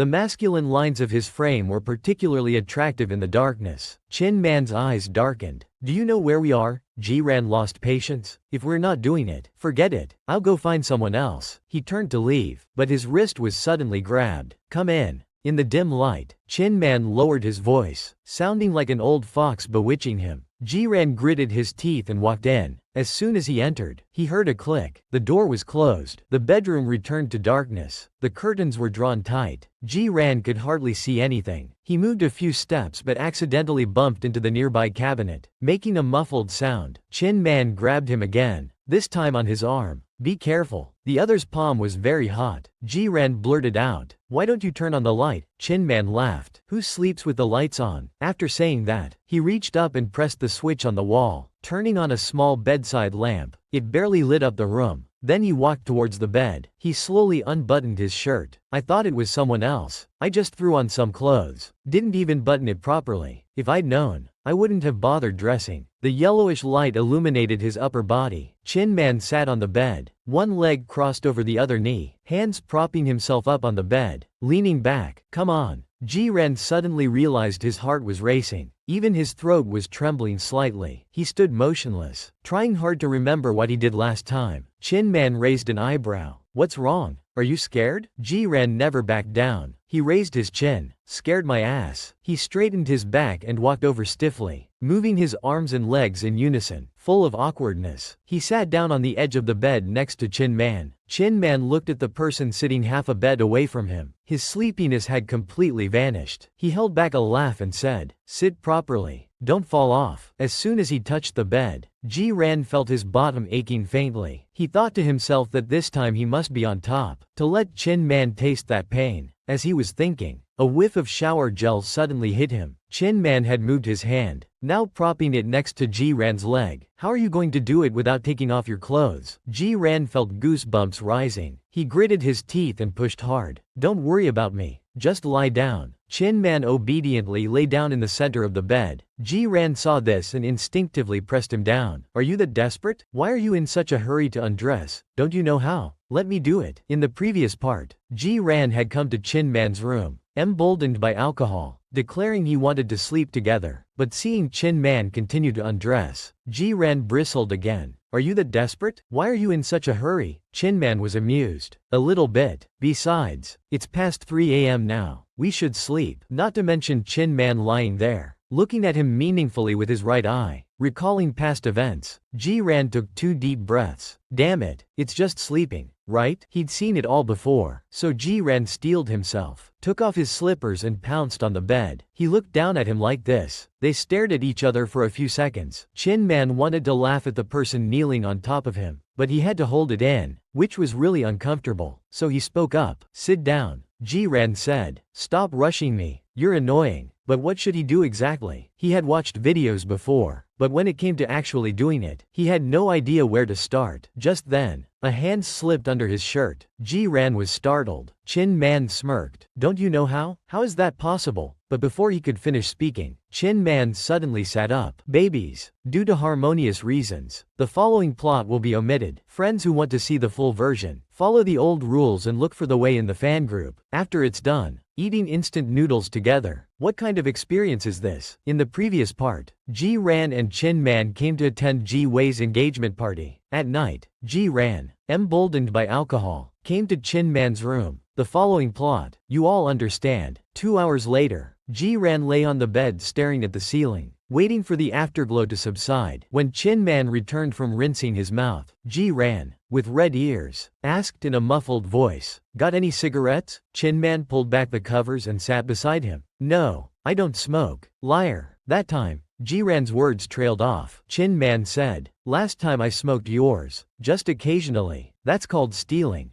Ji-ran finished speaking and lifted the covers to get out of bed. Chin Man grabbed him. Where are you going? Ji-ran replied. To get cigarettes from the car. Chin Man said. Let me go get them. I'm worried someone might see you. Ji-ran seemed to have his tail stepped on, his tone turning unfriendly. So what if they see me? Are you afraid I'll be kicked out? Chin Man pointed at him and said tactfully. You're probably not in a state to go out right now. Ji-ran followed Chin Man's gaze in confusion and looked at himself. His collarbone was covered in red marks, all left by Chin Man's biting earlier. Fuck, are you a mosquito? Ji-ran couldn't help but curse. He took the car keys from his pants pocket and threw them at Chin Man. The cars parked at the entrance. In the trunk, Chin Man caught the keys and was about to leave when Ji-ran called out. Wait, there's instant noodles in the trunk too. Bring a pack. I want beef flavor. This guy actually keeps instant noodles in his trunk. How cute. Chin Man held back a laugh and asked, Can I have a pack too? Ji-ran replied grumpily. Pay up. 12 yuan a pack. 10 minutes later, they opened their instant noodle packs. The aroma of junk food immediately filled the room. After eating and drinking their fill, the sky was already turning light. Ji-ran interjected. Getting up. I'm leaving. Chin Man asked, Aren't you going to sleep? If I sleep, I'll sleep in my own room. Ji-ran snorted, glancing at him sarcastically. Besides, don't you want your good brother to know about us? Chin Man shrugged. I don't mind. Seeing his attitude, Ji-ran felt inexplicably annoyed. It's just losing virginity. Why be so depraved? Not even caring about face in front of friends. For Chin Man, making money shouldn't be difficult, and he had transferred quite a sum to him. That money might not make him rich, but at least he could start a small business, right? Could it be that he gave too much, making Chin Man complacent? Ji-ran buttoned up his shirt. You're too fat. It's too tight sleeping together. He picked up the car keys from the bedside and turned to leave. Unexpectedly, as soon as he opened the door, he was startled by the figure in front of him. Outside stood his younger cousin's sister, wearing a tracksuit, her hand raised as if about to knock. Seeing Ji-ran, she was also stunned, instinctively saying, Sorry, I wanted to ask Chin Man to go jogging. I must have knocked on the wrong door. You didn't. Ji-ran turned back. Chin Man, someone's asking you to go jogging. Chin Man's voice came from inside. Sorry, I need to sleep a bit more. I won't go. Ji-ran said. Did you hear? He said he's not going. The little cousin suddenly came to her senses, her eyes widening in shock. You. Ji-ran tossed his car keys, taking the initiative. What about us? Haven't you seen two men eating instant noodles together before? But I only have 400 yuan. Can I compensate in other ways? In the previous part, after Ji-ran and Chin Man finished their business and ate instant noodles together, it was already dawn. Just as he was about to leave, he encountered his little cousin who wanted to invite Chin Man for a run. Finally, he left coolly under her shocked gaze. Near noon, Chin Man finally left the room. He glanced at the corridor mirror and saw Ji-ran yawning as he walked out. Seeing his state, Chin Man smiled gently. Walking up to Ji-ran, he asked, Awake? Ji-ran rubbed his eyes and grunted in affirmation. He had planned to get up early, but last night was too indulgent. Plus he drank a bit, so he couldn't wake up at all. It's all this guy's fault. Ji-ran looked at Chin Man, who naturally helped him tidy up. Remembering last night, his lower back felt slightly numb. Ji-ran went downstairs and saw Ji-wei sitting on the sofa looking at documents. He didn't plan to greet him and turned to leave. Ji-wei's brows furrowed, about to speak, when Chin Man suddenly said, I've already told Uncle everything I needed to. I won't disturb you further. Seeing Chin Man about to leave too,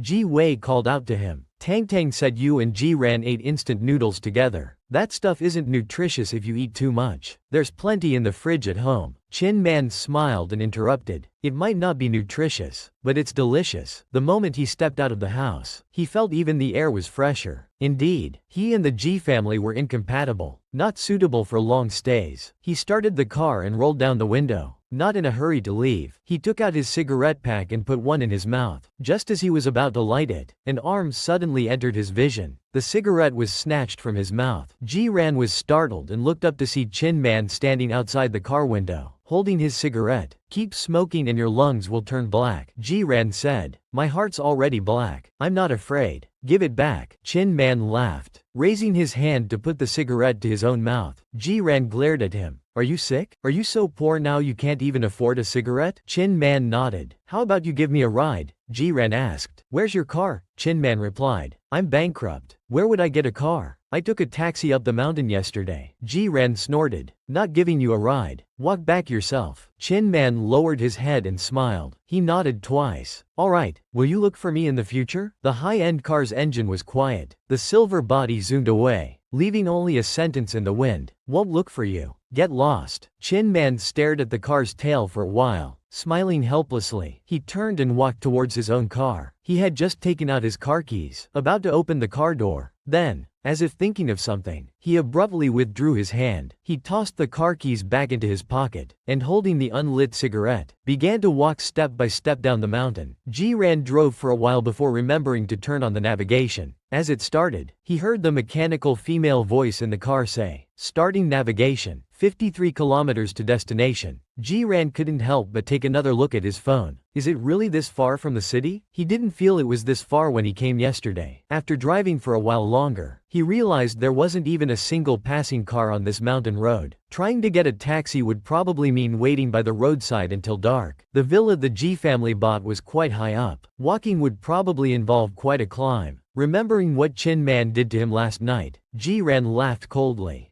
He deserves to suffer on the mountain. Chin Man had been walking on the mountain road for a while when his phone rang. Ji Wei asked, "Where are you? Why is your car still parked outside my house?" The roar of an engine came from afar. Chin Man looked up to see the silver sports car returning. A smile tugged at his lips. "Leave the car at your place. I'll have someone pick it up this afternoon. I have something to do now. I'll hang up now." Seeing him, the silver sports car accelerated. It was about to overtake him. Chin Man stood straight, not moving an inch. The car screeched to a halt beside him. The window rolled down. The person inside said fiercely, "Fare is 1,000. Take it or leave it, but I only have about 400. Chin Man bent down, suggestively saying, "Can I compensate in other ways, darlings?" If you want to see more exciting content, please click on the Quick Look app in the bottom left corner. Search for Strategy Stay to see how our cunning Chin Man strategizes. "The money you gave me, I gave it all to my parents. Now I don't even have a place to live." In the previous part, cunning Chin Man told Ji-ran he had no car to go down the mountain. Ji-ran, feeling guilty, returned and demanded 1,000 as a fare. Unexpectedly, Chin Man said, "I only have 400. Can I compensate the rest in other ways?" That suggestive look made his intention clear instantly. Ji-ran exploded. "Just walk to the village." 3 minutes later, Chin Man sat in the passenger seat, casually fastening his seatbelt. Ji-ran, with a black face, asked, "Where do you live?" "When we reach the city," Chin Man said. "Just drop me off anywhere. I need to find a place to stay." Ji-ran frowned. "Find a place?" Chin Man's face remained calm. "My previous place was mortgaged. I'm planning to rent one for now." Ji-ran rolled his eyes. "What price range are you looking at?" Chin Man thought for a moment. "Within 1.500 per month." Ji-ran, who hadn't rented in over 20 years, asked, "What, you want to rent a toilet to live in? Where have you been living before?" Chin Man said, "At a friend's place. But I've stayed too long. It's embarrassing. So I started looking for a place." Ji-ran sneered. "You know what embarrassment is? I thought you'd lost all sense of shame long ago. Didn't I give you money before? Not enough for a hotel? I gave it all to my family." Chin Man passed the buck so smoothly that Ji-ran hadn't thought of it. He asked again, "Then what about your family?" Chin Man sighed. "Afraid of debt collectors. They went abroad." Ji-ran asked, "Why didn't they take you?" Chin Man smiled. "No. I still have things to deal with here. Can't leave. Besides, those debt collectors aren't having it easy either. If I ran away, wouldn't they lose their jobs?" Unexpectedly, this person had a hidden attribute of a world-class White Lotus. Ji-ran was dumbfounded. "You're so kind. Why don't you do charity work?" Chin Man seriously replied. "I used to have time before, but now I don't have the means." Ji-ran was speechless. He shut up. The two drove in silence until they were almost in the city. He then asked, "If you can't find a place, where will you stay?" Chin Man took out his phone. "Then I'll stay at a hotel for now. Hotels are very cheap these days. About 100 yuan a night." Ji-ran immediately imagined Chin Man in a suit, in a cramped rental room, but the image was jarring and incongruous. It even lagged a bit. How could he fall to such a state? After being silent for a long time, he awkwardly said, "That 20,000 you were going to pay me back. I didn't take it. Use it to stay at a better hotel." Chin Man said, "I gave that 20,000 to my parents too." Ji-ran snorted coldly. "Why don't you give them your life while you're at it?" Chin Man smiled, turning to look at him. "Didn't I sell my life to you? How could I sell it to anyone else?" Darlings, if you want to see more exciting plot, please click on the Quick Look Comics app in the bottom left corner. Search for Strategy, Sworn Enemy to see how cunning Chin Man strategizes step by step to win over our male lead. If you ever have a boyfriend or girlfriend, remember to tell me. I may be poor, but I don't like being the third wheel. In the previous part, Chin Man told Ji Ran that he had given all the money he received to his parents. Ji Ran sneered, "Why don't you give them your life while you're at it?" Only to hear Chin Man suggestively say, "Didn't I sell my life to you?" Ji Ran instantly became uncomfortable. "Don't talk nonsense. I don't deal in human trafficking and I don't want your life." Just then, a phone rang. Ji Ran glanced at the caller id and answered. Yu Wenwen's coquettish voice came from the other end. "Little Ran, when are you coming home? I've been waiting for you for so long. My tummy is so hungry." At this sickeningly sweet tone, Chin Man unconsciously sat up straight. Ji Ran said, "Wait till I get back. Want me to stuff the bowl in your mouth? If you have something to say, just say it. Why so fierce? We're going to play ball this afternoon. I've also invited Cheng Peng and his little lover. Cheng Peng's car broke down, so he wants you to pick him up." Cheng Peng was their good friend. Recently, he and his new lover were all lovey-dovey. They hadn't been seen at entertainment venues for a while. Ji Ran laughed mockingly. "Ha, itching for a beating. Asking me to be your driver?" Yu Wenwen asked. "Is the ball court near his house? Alright, I'm hanging up. I still need to draw my eyebrows. Waiting for you. Moi." After hanging up, Ji Ran turned his head to see Chin Man's face looking not too good. Impatiently, he said, "What's wrong with you now? Why are you looking at me like that?" Since he started the phone call, Chin Man's eyes hadn't moved away. His lips were slightly pursed, his gaze resentful, looking just like a wronged wife. After a while, he finally asked, "Do you like Yu Wenwen?" Ji Ran almost missed the break. "You have quite an imagination." Chin Man felt relieved. He hadn't slept well today and had a bit of a headache. He casually said, "If you ever have a boyfriend or girlfriend, remember to tell me. I may be poor, but I don't like being the third wheel. I'll refund you the extra money then." Ji Ran paused, realizing he had stepped into a minefield. "I didn't mean anything by it." After that, the car suddenly fell into an awkward silence. Ji Ran looked indifferent, saying flatly, "Don't worry, if I have someone I like, I definitely won't let you embarrass yourself in front of them." With that, he hit the brakes, stopping the car by the roadside. He kicked Chin Man out. Get lost. That afternoon, at the basketball court, Ji Ran, pass it,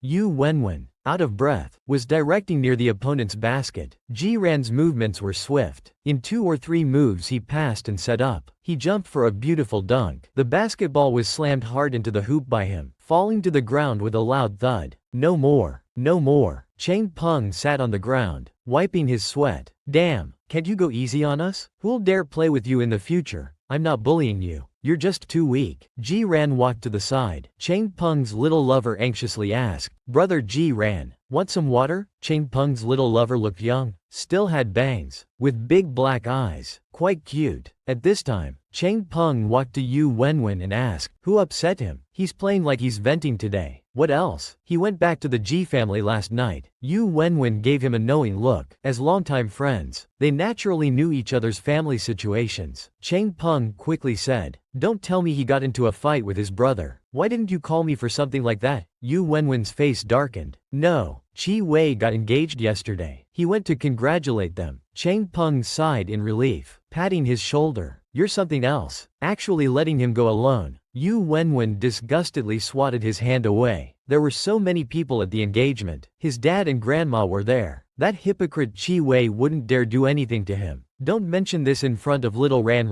later." Cheng Peng made an okay gesture. On the other side, Ji Ran took the water and asked, "Are you of age?" The boy was startled, nodding. "Why yes, I am." Ji Ran frowned, thinking to himself, he's even a stutterer. Cheng Peng came over and sat down, pulling his little lover close. He looked up and asked, "By the way, bro, I heard about you and Chin Man. Not bad. Daring to mess with even Chin Man. Should I compliment you on your skill and courage?" Cheng Peng reeked of sweat, but the boy didn't seem to mind. His shoulders were slightly hunched, looking a bit touched. Ji Ran said, "Don't mention him to me. What about you? Bringing someone directly to your home. Aren't you afraid your parents will find out and skin you alive?" Cheng Peng chuckled. "Am I afraid of them? Besides, my house has so many rooms. If they come, I'll just say it's a friend visiting. Remember, my family isn't like Chin Man's, always meddling." Hearing this, the boy's ear tips immediately turned red. The others raised their eyebrows after hearing this but didn't say anything. Just then, a message notification sounded on the phone. He picked up his phone and saw 2 messages. "Transferred you another 600 yuan. Memo, the rest of the fare. I misspoke today. I'm sorry. Don't be angry. If you don't want to see me, I won't come. Look at our cunning boss pretending to be a green tea again. In the last part, Chin Man voluntarily joined Ji-ran and others' PUBG game. As the circle started to shrink, Chin Man somehow got a motorcycle and said directly to him, "Get on, I'll take you." Ji-ran didn't even look, continuing to run forward on foot. Chin Man just followed behind on the motorcycle, neither leaving nor pushing. After Ji-ran ran for a while, he saw Chin Man's health bar and frowned. "Your health is too low. Take a medkit first." Chin Man smiled helplessly. "I didn't find many medkits. I've used them all up." Just as he said this, the cold and indifferent figure in front finally stopped. A few seconds later, 2 first aid kits appeared on the ground. He got off the bike to pick them up, bandaging his wounds while saying, "That day in the car, I misspoke. Don't be angry. Is there anything I can do to make up for it?" Ji-ran hadn't expected him to still be mentioning this. He had actually stopped being angry long ago. At this time, Yu Wenwen's voice came through. "What are you angry about? Ji-ran, how did you upset little Bai Yong?" Ji-ran sensed the gossip in Yu Wenwen's tone and impatiently said, "Can't you focus on the game?" Saying this, he turned back and got on Chin Man's motorcycle, telling him, "Let's go." Yu Wenwen, not getting a response, still persisted. "Is there no kind soul to satisfy my curiosity?" Chin Man started the bike while changing the subject. He asked casually, "Are you still living at Ji-ran's place?" "Yeah, I really like the house little Ran bought. The bathtub and pool are especially big." Yu Wenwen paused. "Ji-ran, you should have been there, right?" Chin Man's face instantly darkened, and he stopped talking. Instead, Ji-ran scolded from behind, "Why so talkative?" Then he propped up the gun on Chin Man's shoulder. "There are people at 25 degrees. If we take them out, we win." After playing games all afternoon, they suddenly felt hungry. He said, "Let's stop after this round and go eat." Cheng Peng immediately agreed. "I recently found a good Sichuan restaurant. Let's go try it together." Yu Wenwen changed the subject. "Hey, man, want to come along? We're planning to play mahjong after eating." Chin Man asked, "Is that okay? Won't I be intruding?" "How would you be intruding?" Ji-ran coldly said. "Forget it. We're just playing some meaningless games. How could we waste your time?" Chin Man lowered his eyes. "If you don't want to see me, I won't go." Yu Wenwen looked up, staring intently at Ji-ran with a pained expression, as if saying, "You heartless man." Using people and tossing them aside, Cheng Peng chimed in, "And you say I'm bad? You two are even more lovey-dovey." "Fine." Ji-ran frowned. "You shut up." Then he glanced at Chin Man. "Come if you want. Stop acting coy." After a hearty meal at the Sichuan restaurant, the four set up a mahjong table. Cheng Peng had his little lover sitting on his lap and asked, "I heard Guj came looking for you guys at the bar that day." Yu Wenwen nodded. "Yeah, to be precise. He was after Chin Man, but he didn't succeed in the end." Cheng Peng nodded and said to Chin Man, "You should be careful then. That bastard Guj is really sneaky. He likes to do things behind people's backs. There was someone who offended him before. Guj waited for a dark night, put a hood over the guy's head, and beat him into the hospital. In the end, because there was no evidence, the guy who got beaten could only swallow his anger." "Damn, that happened?" Yu Wenwen immediately turned to look at Chin Man. Then man, you'd better not walk alone at night for a while. You have dirt on him. Who knows what he might do if pushed to the edge." Chin Man smiled, his tone casual. "It's fine. He probably won't be that bold. Besides, if he really dares to come after me." Yu Wenwen's eyes lit up. "You'll teach him a lesson with your iron fists?" Chin Man patted his chest righteously. "Then I'll call the police." Ji-ran snorted without looking up. "You're such a good citizen of the new society." Cheng Peng, being a mahjong expert, started hugging his little lover's waist as soon as he got a good hand. "Baby, you draw the tile." The boy carefully drew a tile. Self-draw. "Sorry, my baby has better luck." Seeing this scene, Ji-ran couldn't help but say, "Can you stop being so disgusting? Don't you have hands to draw tiles yourself?" They had been playing for over 40 minutes, and he hadn't won a single hand. The money wasn't important, but losing continuously was frustrating. It came to the moment of deciding which tile to discard. After hesitating for a few seconds, he was about to throw out a tile. Suddenly, Chin Man sitting beside him reached out and held his hand. "Don't play this one." Then he picked up another tile. He put it in Ji-ran's hand. "Play this one. Trust me." Ji-ran paused, as if making up his mind. He picked up the tile Chin Man suggested and threw it out. 8 of circles. As a result, just one round later, Yu Wenwen discarded Ji-ran's winning tile. Ji-ran, finally winning, looked at Chin Man and said, "You have pretty good luck." From this round on, Chin Man kept giving him various hints. In just half an hour, they had won a lot. Ji-ran had become the big winner. Ji-ran never forces others. If you're forced to do something you don't want to, I suggest you just call the police directly. In the last episode, Ji-ran played mahjong with Yu Wenwen and others after dinner. During this time, Ji-ran made a fortune with Chin Man's help. After Ji-ran won another hand, Cheng Peng couldn't help but say, "Chin Man, you're not cheating, are you? You can guess what we're waiting for every time." Letting Ji-ran hide those tiles so well, Ji-ran retorted, "Your little darling self draws every time he picks a tile. Why don't you say he's cheating?" Cheng Peng snorted and said no more. Instead, the boy in his arms nervously waved his hands. "I'm not cheating." Yu Wenwen beside them widened her eyes and asked, "I'm really curious. Man, how did you know what tiles I was waiting for in the previous rounds?" Chin Man smiled. "It's nothing. I can roughly guess from the tiles you've discarded." Ji-ran turned to him. "You can even count tiles? Why didn't you teach me earlier? I lost so much before." Chin Man said, "I couldn't before. I just figured out the rules of mahjong." Cheng Peng and Yu Wenwen were silent for a while. Could this be the legendary gambling god? Chin Man said to everyone, "I'm going to the restroom." But Cheng Peng rolled up his sleeves and exclaimed, "Hold on. You learned all this in just a moment and can even count tiles? Come on, let's continue." I refuse to believe this. When Chin Man came out of the restroom, he ran into the young boy with Cheng Peng. The boy saw him, first lowered his head, then slowly extended his hand. "Hello, I'm Chen." Chin Man put his hand in and shook it. "Hello." Perhaps because of their similar positions, Chen, who had been quiet before, suddenly asked,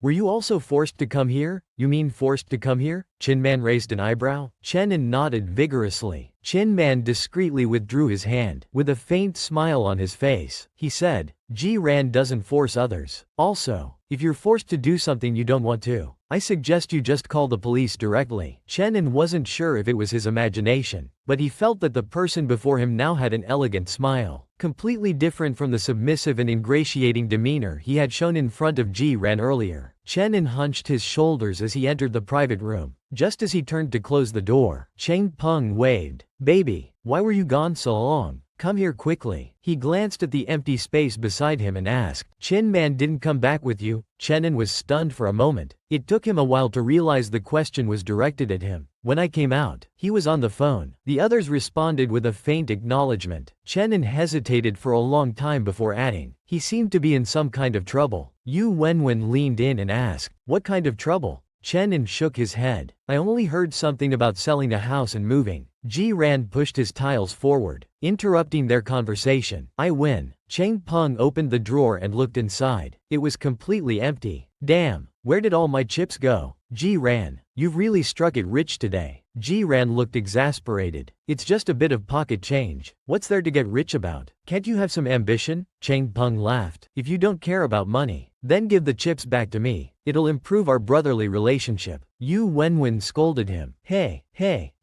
don't always try to take advantage of little Ran. If you want it back, fine. These chips added together don't even reach 6 figures. The others casually pulled open the drawers. Just as they were about to take out the chips, they suddenly remembered something and slammed the drawers shut. Crossing their arms, they said arrogantly, "Never mind. I won't give them back after all." When Chin Man returned to the private room, he found it empty. Everyone had already gone home. He turned around and found that Ji-ran hadn't left yet. Ji-ran was sitting on the sofa by the window, smoking a cigarette. Chin Man asked, "Everyone's gone. Aren't you going home?" Ji-ran leaned against the windowsill. His hand holding the cigarette pointed towards the cabinet. "Take the chips you won just now. You can cash them in at the front desk." Chin Man shook his head. "No need. It's all yours," Ji-ran said. "But the initial stake was yours." Ji-ran took 2 chips out of his pocket and held them in his palm. "My initial stake is here. Alright, stop talking nonsense. If you don't want it, throw it away." Chin Man didn't argue further. "Okay then, thank you." The two walked out the door. Ji-ran stubbed out his cigarette on the ground. He suddenly became curious about where Chin Man was living now. After all, nothing would make him feel better than seeing Chin Man in a miserable state. So he turned back to look at Chin Man and asked, "Do you want a ride?" Chin Man replied, "No need. I can get back on my own." Such a blunt rejection instantly annoyed Ji-ran. With a bang, he got into his car and sped away. stepping on the gas pedal. Ungrateful bastard. Who was it that was so eager to get in my car when we were on the mountain? Now everyone knows you're my person. If my friends see you living in some cheap motel that costs $100 a night, where am I supposed to put my face? After parting ways with Chin Man at the card room, Ji-ran didn't go straight home. Instead, he went to the racetrack. The arrogant sound of engines echoed across the track. A newcomer to the racing scene couldn't help but mutter, "Who is that? So arrogant." The manager smiled and said, "You're lucky. You've only been here 2 days and you get to see Ji-ran. Many people come to the track every day just to see him race once." "Wow, he's that amazing? He looks quite young. Why doesn't he become a professional racer? I heard racers make a lot of money these days." The manager patted his shoulder. "Look at the car he's driving. Do you think he needs money?" After Ji-ran had run a few laps and stopped the car, his adrenaline from the wild ride hadn't completely subsided. The manager was waiting for him at the finish line. "Ran GE, the card room just called. They said you left your lighter there." That lighter was a limited edition, and he quite liked it. Ji-ran decided to make a trip back to get it. As he temporarily parked by the roadside, Ji-ran saw a tall figure. Chin Man was still wearing the same clothes from earlier, standing by the club's entrance making a phone call. It looked like he hadn't left at all. As he hung up the phone, Ji-ran hesitated for a moment before walking over. "Why are you still here?" Chin Man turned around, a rare look of surprise on his face. "Why did you come back? I'm the one asking questions here." Chin Man looked hesitant. After a moment of silence, he spoke. I'm still waiting for a ride." Ji-ran sneered. "Even if you were waiting for a plane, it would have taken off by now." Chin Man cleared his throat. "Alright, actually, I'm looking for a place to stay." Without waiting for Ji-ran to ask, he continued, "My father owes quite a bit. The mansion's creditors couldn't wait to find me. The place I'm renting now isn't safe. I can't go back there for now." Ji-ran was speechless. "Then why don't you stay at a hotel?" Chin Man replied diplomatically. "They have my identity information. They can track me down." Ji-ran frowned. "Aren't you an expert at calling the police? Since you're in the wrong, just let them make a fuss. It'll be easier to settle things when you go back. By the way, why did you come back?" Ji-ran replied. "I left my lighter." Chin Man nodded. "Go get it then."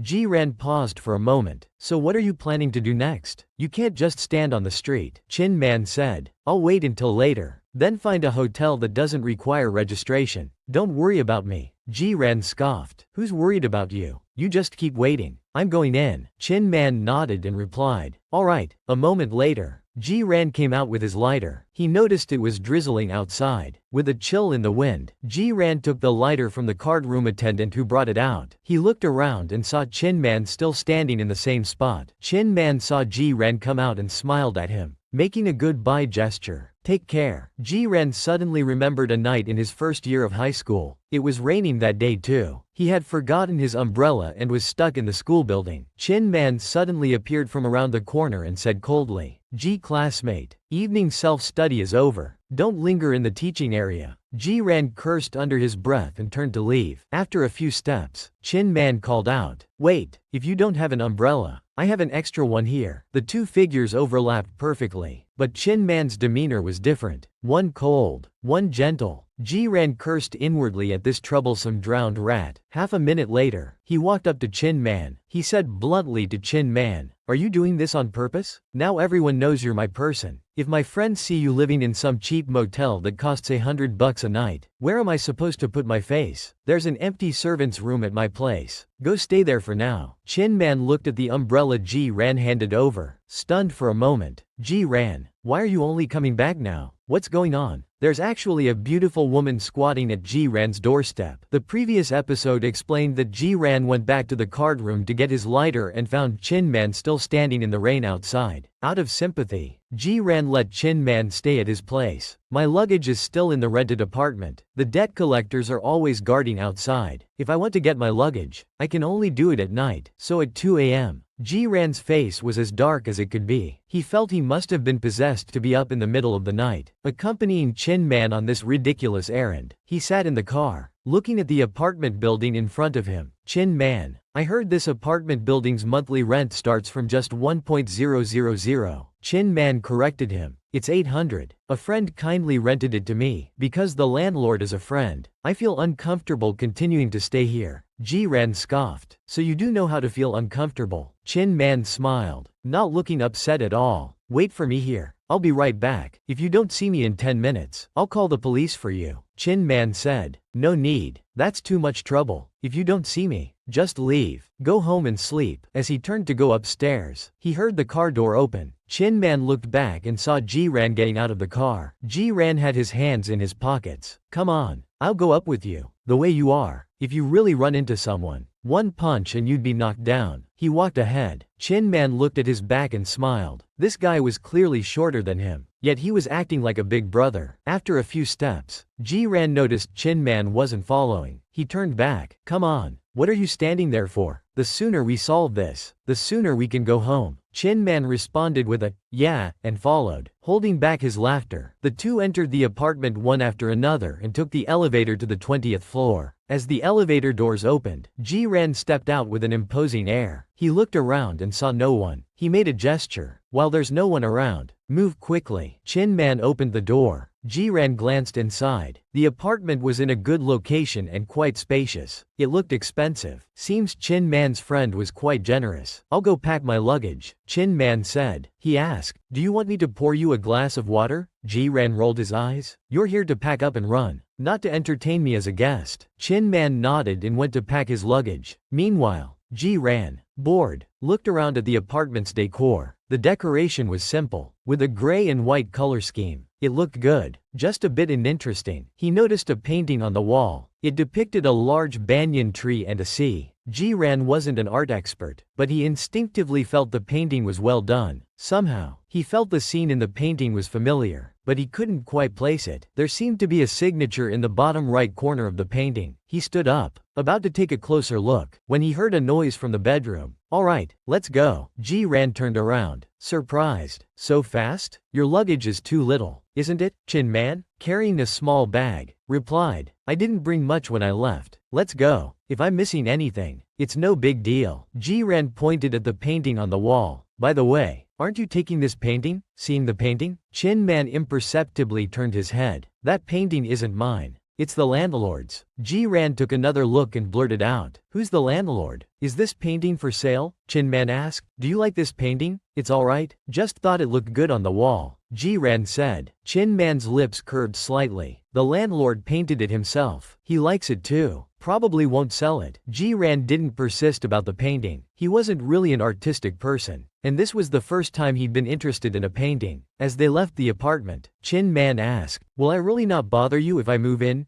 Ji-ran glanced at him. You won't. Don't think too highly of yourself. Besides, you've already packed. Why ask now? Chin Man said. Isn't you Wenwen also staying at your place recently? So what? I told you we're friends. Don't look at us with those dirty eyes. They drove home. Just as they turned into the community, they saw a woman wearing black stockings, a mini skirt, and a large denim coat standing at his door. Little Ranran, why are you back so late? Is it the super moisturizing limited edition? What kind of heavenly treasure is this? The previous episode mentioned that Chin Man returned home with Ji-ran. Unexpectedly, they encountered a young woman in black stockings at the door. She called out, Little Ranran, why are you back so late? Before Chin Man could ask, Ji-ran unbuckled his seatbelt, cursed under his breath, and quickly got out of the car. Ji-ran hurriedly ran to the woman's side. He didn't question or get angry. Instead, he took her bag and supported her waist. The woman clung to Ji-ran for a while. Little Ranran, why are you back so late? Help me take a bath in a bit, okay? Chin Man narrowed his eyes slightly. After watching for a few seconds, he unbuckled his seatbelt and got out of the car too. In those few seconds, he composed himself. Chin Man approached the two with a smile, asking, do you need any help? Ji-ran, holding the bag and trying to steady the person, was visibly annoyed. No need. I'll help her in. You park the car in the garage. Chin Man looked the person in Ji-ran's arms up and down. He suddenly asked, is he your lover too? Ji-ran was stunned. What? Chin Man grabbed his hand and continued. Am I not enough to satisfy you? Or do you want both men and women? Ji-ran laughed, realizing what he meant. I not only like both, I like all ages too. Got a problem with that? Chin Man stood there thinking for about 10 seconds. Seeing no reaction, Ji-ran shouted, what are you spacing out for? Let go. Chin Man calmly said, I'm thinking about how to drive him away. What? Ji-ran thought he had misheard. Chin Man resumed his usual smile. I'm joking. He then grabbed Ji-ran's hand without another word. He took the person from Ji-ran, looking friendly. Ji-ran, I don't know how to drive your car. I'll help with the person. You go park. Late at night, Ji-ran didn't want to stand outside in the cold wind. He quickly opened the door. Chin Man helped the person to the sofa. Just as he was about to turn around, the woman suddenly raised her hand and tightly gripped Chin Man's wrist. With the lights on in the house, Chin Man finally saw the woman's face clearly. Bright eyes, big eyes, the type men like. So he said, "Let go." As he was about to pull his hand back, the other person's grip suddenly tightened. She looked shocked. "I must be drunk. I can't believe I'm dreaming about Chin Man. I'm terrible. I'm sorry." Little Ranran. Chin Man frowned, his eyes showing some absurdity. So he asked, "Do you know me?" The woman, following her dream dialogue, held Chin Man's hand tightly, sat up straight and leaned in. "Since I'm dreaming, I won't hold back." Ji-ran parked the car and came back through the side door. As soon as he opened the door, he heard a faint voice crying, "Ow, it hurts." Little Ranran. Murder. Ji-ran quickly walked to the living room and was immediately shocked speechless by the scene before him. He saw Chin Man pressing the other person down on the sofa with one hand, while restraining their hands with the other, his knee pressing down, clearly a beautiful restraining move. "Your taste in women is terrible. She just tried to undress me." Ji-ran rubbed his temples, feeling a headache coming on. "Let her go first." Chin Man pushed further. "If you don't want to be cheated on, I suggest you kick her out." "What cheating?" Ji-ran couldn't bear it anymore and shouted, "Are you blind? She's Yu Wenwen. Let her go now." Yu Wenwen wasn't completely drunk. After this commotion, she sobered up a bit from the shock. She sat on the sofa sobbing, pitifully extending her hand to Ji-ran. "Little Ran, my hand hurts so much. Is it dislocated? Is it broken?" Ji-ran rolled his eyes. "It's fine. You stink. Go take a shower quickly." On the other side, Chin Man sat up straight and sincerely apologized. "I'm sorry." Yu Wenwen turned her head repeatedly to confirm. "Little Ranran, am I still dizzy? I can still see Chin Man. What should I do?" Ji-ran quickly grabbed her as she was about to pounce on him. "Stop being drunk and crazy. Otherwise, how do you think your hand got hurt?" Yu Wenwen paused and asked the person in front of her, "Are you really Chin Man?" Chin Man said, "It's me." Yu Wenwen was on the verge of tears. "Then just now, I didn't mean to. I thought I was dreaming." "Little Ranran, you know me. I wouldn't dare touch your man." Ji-ran, used to her drunken antics, played along. Yes, yes, yes. Now take off your wig and go take a shower." Yu Wenwen asked pitifully. "Will you be angry with me?" Ji-ran, too lazy to correct her words, sighed and said, "No, I knew Little Ranran was the best. I'll go take a shower then." Yu Wenwen stood up and was about to walk to the bathroom when she suddenly remembered something. She turned back, walked to Chin Man's side, and took something out of her pocket, her eyes full of reluctance. "Little Man, I was wrong just now. Take this as my apology. It's really good. If you don't believe me, you can try it with Little Ranran." Chin Man opened his palm. In it was a small transparent bottle. From the label, it was a bottle of lubricant. The bottle had two large characters, limited edition. "You say you care so much about face. Why do you want to establish this kind of relationship with me?" The previous episode mentioned that Ji-ran brought Chin Man home, unexpectedly encountering the drunk cross-dresser Yi Wenwen. After clearing up the misunderstanding, Yi Wenwen gave Chin Man a bottle of limited edition lubricant. Ji-ran's patience was completely exhausted. He picked up a nearby cushion and threw it at Yi Wenwen. "I can't stand it anymore. Don't give me these weird gifts. Go take a shower." Seeing that Yi Wenwen finally obediently went to the bathroom,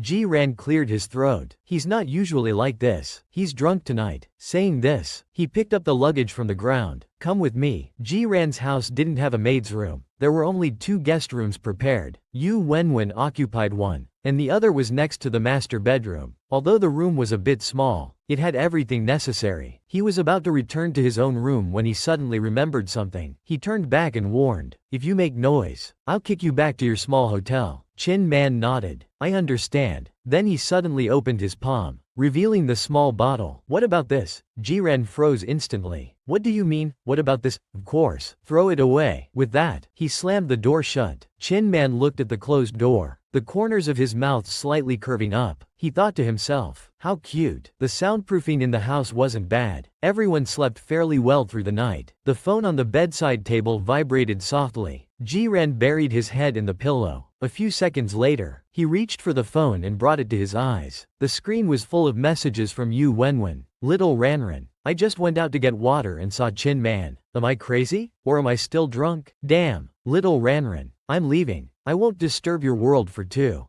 Ji-ran yawned, tossed the phone aside, and was about to go back to sleep when he suddenly heard something fall outside the door. He sat up abruptly, quickly put on a pair of boxers, and left the room. He saw Chin-man standing in the kitchen. Hearing the noise, Chin-man turned around. "Did I wake you up?" Ji-ran quickly turned on the range hood and frowned, asking, "What are you doing?" "The whole house smells of oil smoke," Chin-man replied. "I wanted to make you breakfast, but obviously, I wasn't successful." As he said this, he opened the lid. A burnt smell wafted out. Ji-ran went over to look. The porridge inside had been cooked beyond recognition. It was no longer drinkable. His kitchen was also in a mess. Ji-ran's morning temper reached its peak at this moment. "You can't even cook porridge. How did you not starve to death before?" he scolded while wiping the table with a cloth. Chin-man awkwardly said, "I won't mess around in the future." Ji-ran was wiping the stove. He wasn't wearing a shirt, revealing smooth back lines. His shoulder blades protruded slightly. A pleasing sight. Chin-man looked for a while, unable to resist wanting to get closer. Just then, Ji-ran suddenly sneezed. Chin-man saw this and quickly ran back to the room to get him a shirt. As he was draping it over Ji-ran's shoulders, he lightly traced Ji-ran's collarbone. Startled, Ji-ran got goosebumps all over and nearly jumped. He turned back and scolded, "What are you doing?" He hastily put on the shirt. Seeing this, Chin-man couldn't help but reach out to adjust it. "You should wear it properly, to avoid catching a cold. I see the porridge is ruined. Should I order takeout for you?" Ji-ran shook his head, refusing. He was tired of the takeout around here, and his mood wasn't great now. He wanted to eat something light. He washed the pot, turned on the fire, and added oil. His actions smooth and practiced. Chin-man asked in surprise, "You know how to cook?" Ji-ran replied in a poor mood. "What else?" His attitude was bad, but Chin-man wasn't affected at all. "I thought you always ordered takeout. Why don't you hire a housekeeper to cook?" Ji-ran paused. He had indeed hired someone before, but after a few days, the housekeeper drugged his food. In the middle of the night, Yu Wenwen carried him to the emergency room. Since then, he no longer trusted others and cooked for himself. At least he wouldn't die from poisoning. After a while, Ji-ran said, "None of your business. Take your breakfast and get out. Don't enter the kitchen again." After eating and drinking, Ji-ran casually picked up a car key and prepared to go out. When he reached the living room, Chin-man was standing by the window making a phone call. "I don't need it. I'm fine now." The other person said something unknown. Chin-man suddenly looked up at Ji-ran. "I'm staying at a friend's house." "Yes, an old friend. You don't know him. Thank Uncle Ji for his kindness on my behalf, but I'm afraid I won't have time for dinner this afternoon." "Okay, see you tonight then."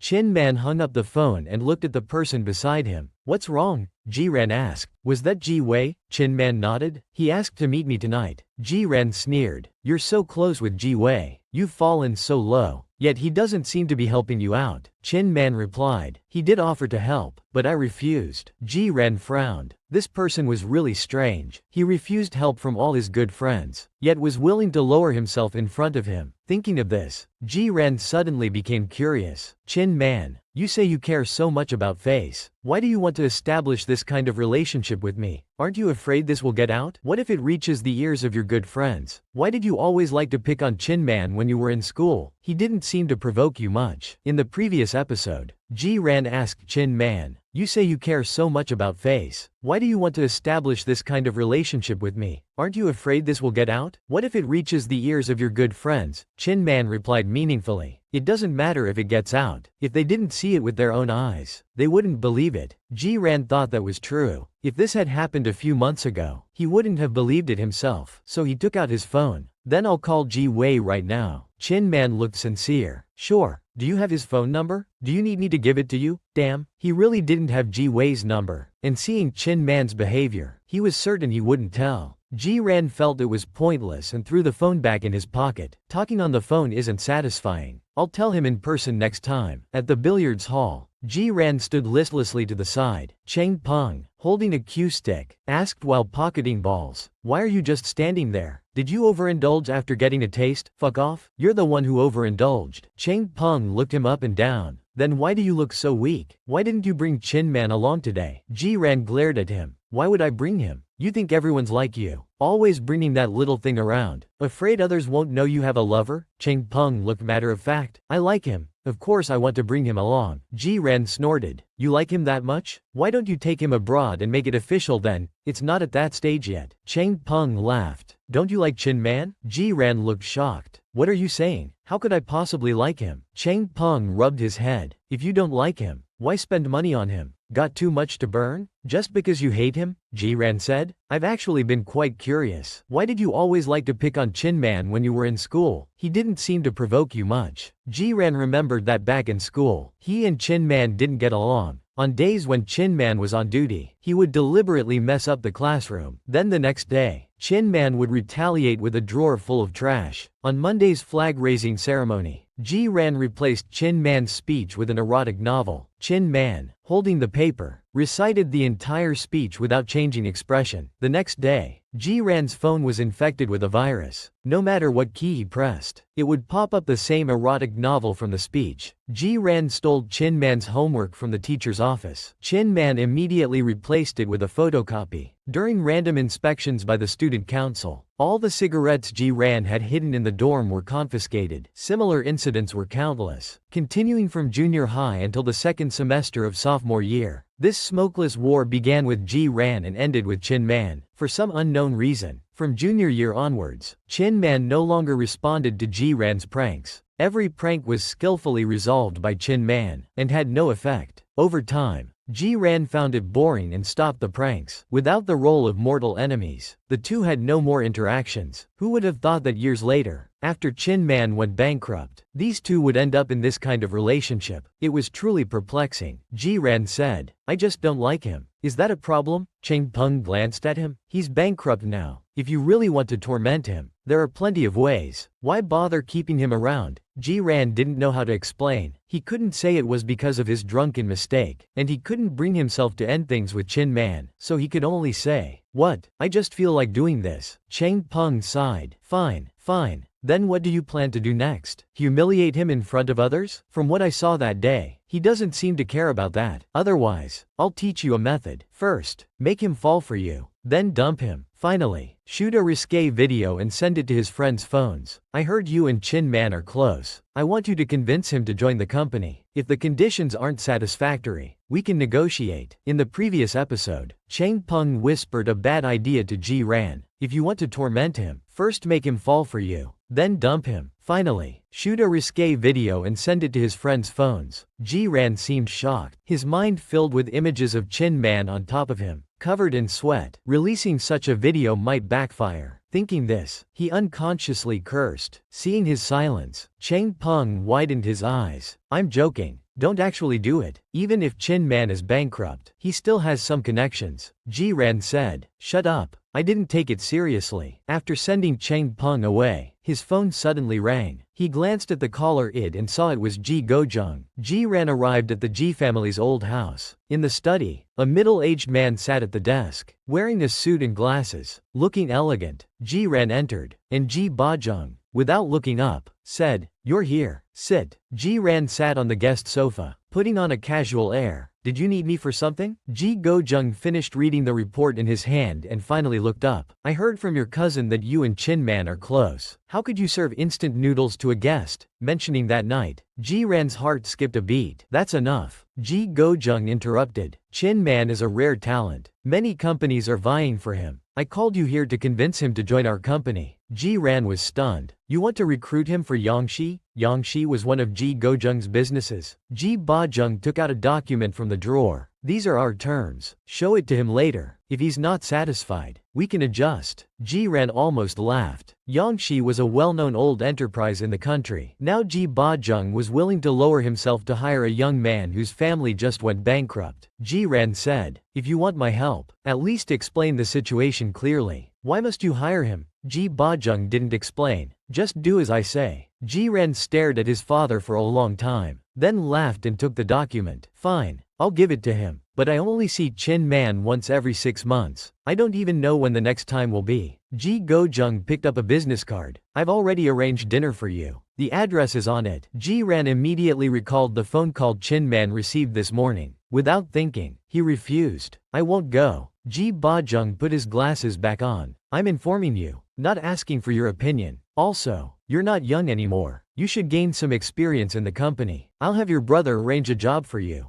Ji-ran wanted to refuse but swallowed his words. After a while, he smiled. Alright, what position do you plan for me? I won't be a teddy bear. Ji-ran was still a G after all. Ji Go-jung naturally wouldn't make him a printer boy in the company. Don't worry, I've arranged everything. Someone will contact you soon. Alright, I have documents to review. You can go now. Don't forget to get your grandmother's gift from the housekeeper on your way out. Ji-ran waved his hand and left the study. That evening, in a private room of a Chinese restaurant, 3 people sat at a large dining table. The atmosphere was low. Ji Wei broke the ice. Zitang happened to be nearby, so I invited her over. You don't mind, right? Zitang had dressed up specially today, with carefully applied makeup. She blinked at Chin Man. If I'm interrupting your business talk, I can eat nearby. Chin Man's face showed no expression as he politely said, I don't mind. Zitang smiled and poured wine. Then let's continue our chat. Chin Man, I mainly wanted to discuss company matters with you this time. Before he could finish, the door of the private room suddenly opened. Ji-ran stood in the doorway, his eyebrows raised high. He smiled sarcastically. Good evening, everyone. Chin Man was just a bookworm in high school, ugly and unfashionable. How could he be good looking? In the previous episode,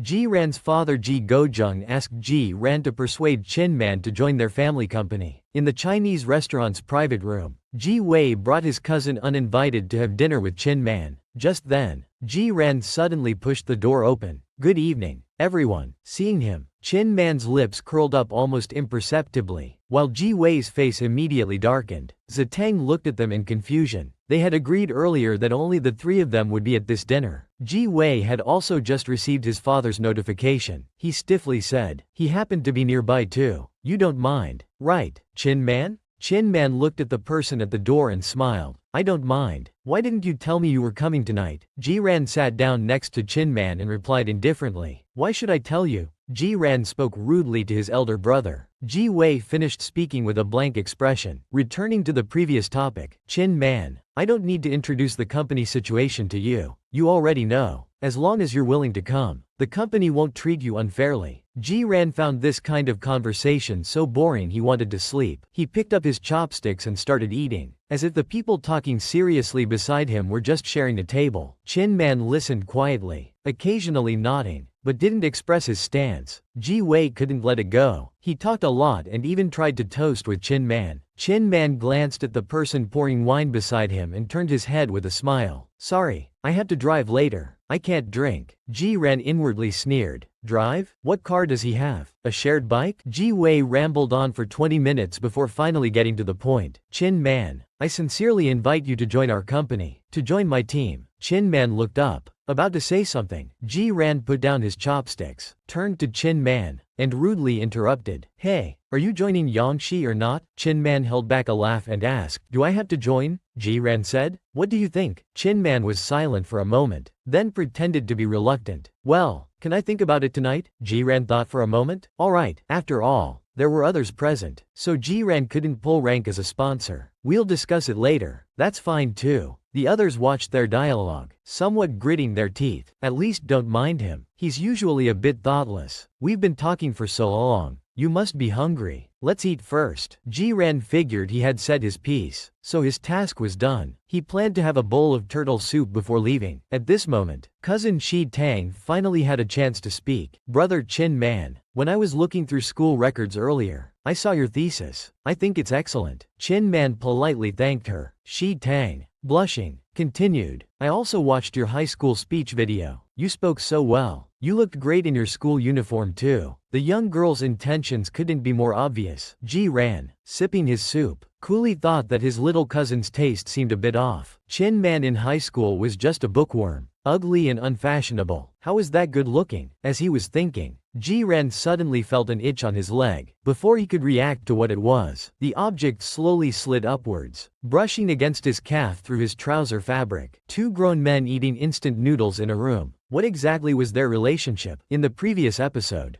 Ji-ran suddenly crashed Chin Man and Ji Wei's dinner. Unexpectedly, during the meal, Ji-ran suddenly felt an itch on his leg. It turned out Chin Man was brushing against his calf through his trouser fabric. Ji-ran choked on his soup. He suddenly looked up, shocked, at the person beside him. Damn, Chin Man. While others were giving him subtle hints, he was flirting with his wife under the table. Chin Man smiled and handed him a napkin. Drink slowly. Don't rush. Ji-ran quickly composed himself. He took the napkin to wipe, then moved his foot away and slightly raised it, firmly stepping on that shiny leather shoe. The sharp pain made Chin Man grip his chopsticks tighter. He thought to himself that he just wanted to tease his junior a bit. He didn't expect his junior to have such a temper. How cute. This dinner was too boring. Ji-ran suddenly stood up. The others immediately called out to him. Where are you going? You're a grown man now. Can't you even say goodbye to your elders properly? Ji-ran had originally planned to leave quietly without bothering anyone, but since Ji-wei insisted on arguing, he wouldn't be polite. They wanted to poach someone? He'd take the person away. Let's see how they'd manage then. Let these two siblings sit here and bond. He turned his head, ignoring Ji-wei, and looked at Chin Man instead. His tone was domineering. Hey, do you understand? Ji-wei frowned, about to say something, but Chin Man stood up first, interrupting him. I have something to do. Let's end it here for today. We'll meet again when we have a chance. Ji-wei was surprised to hear this. Chin Man had always known about the brothers' discord. His farewell now was basically equivalent to choosing sides. Realizing this, Ji-wei tried hard to control his facial expression, ensuring he wouldn't lose composure like at the engagement party. He looked back and forth between Ji-ran and Chin Man for a while, ignoring Shi Tang's anxious gaze, and forced a smile. I didn't expect you to still be such a busy person like before. Well, you can go then. We'll talk another time. After the two left, Shi Tang finally couldn't hold back. Brother, didn't you promise that Chin Man would send me home tonight? Why did you let him leave? Shi Tang picked up her wine glass and took a sip. He didn't want to stay. What could I do? Shi Tang said. Brother, were you really classmates with Chin Man before? I feel like Chin Man is more of Ji-ran's friend. Ji-wei didn't respond. His hand tightened on the wine glass. He thought to himself that he had kindly wanted to give Chin Man a good job, but this person kept siding with that bastard. If it weren't for the things Chin Man had, he would have fallen out with him long ago. But what puzzled him more now was, were Chin Man and Ji-ran's relationship really that good? As if thinking of something,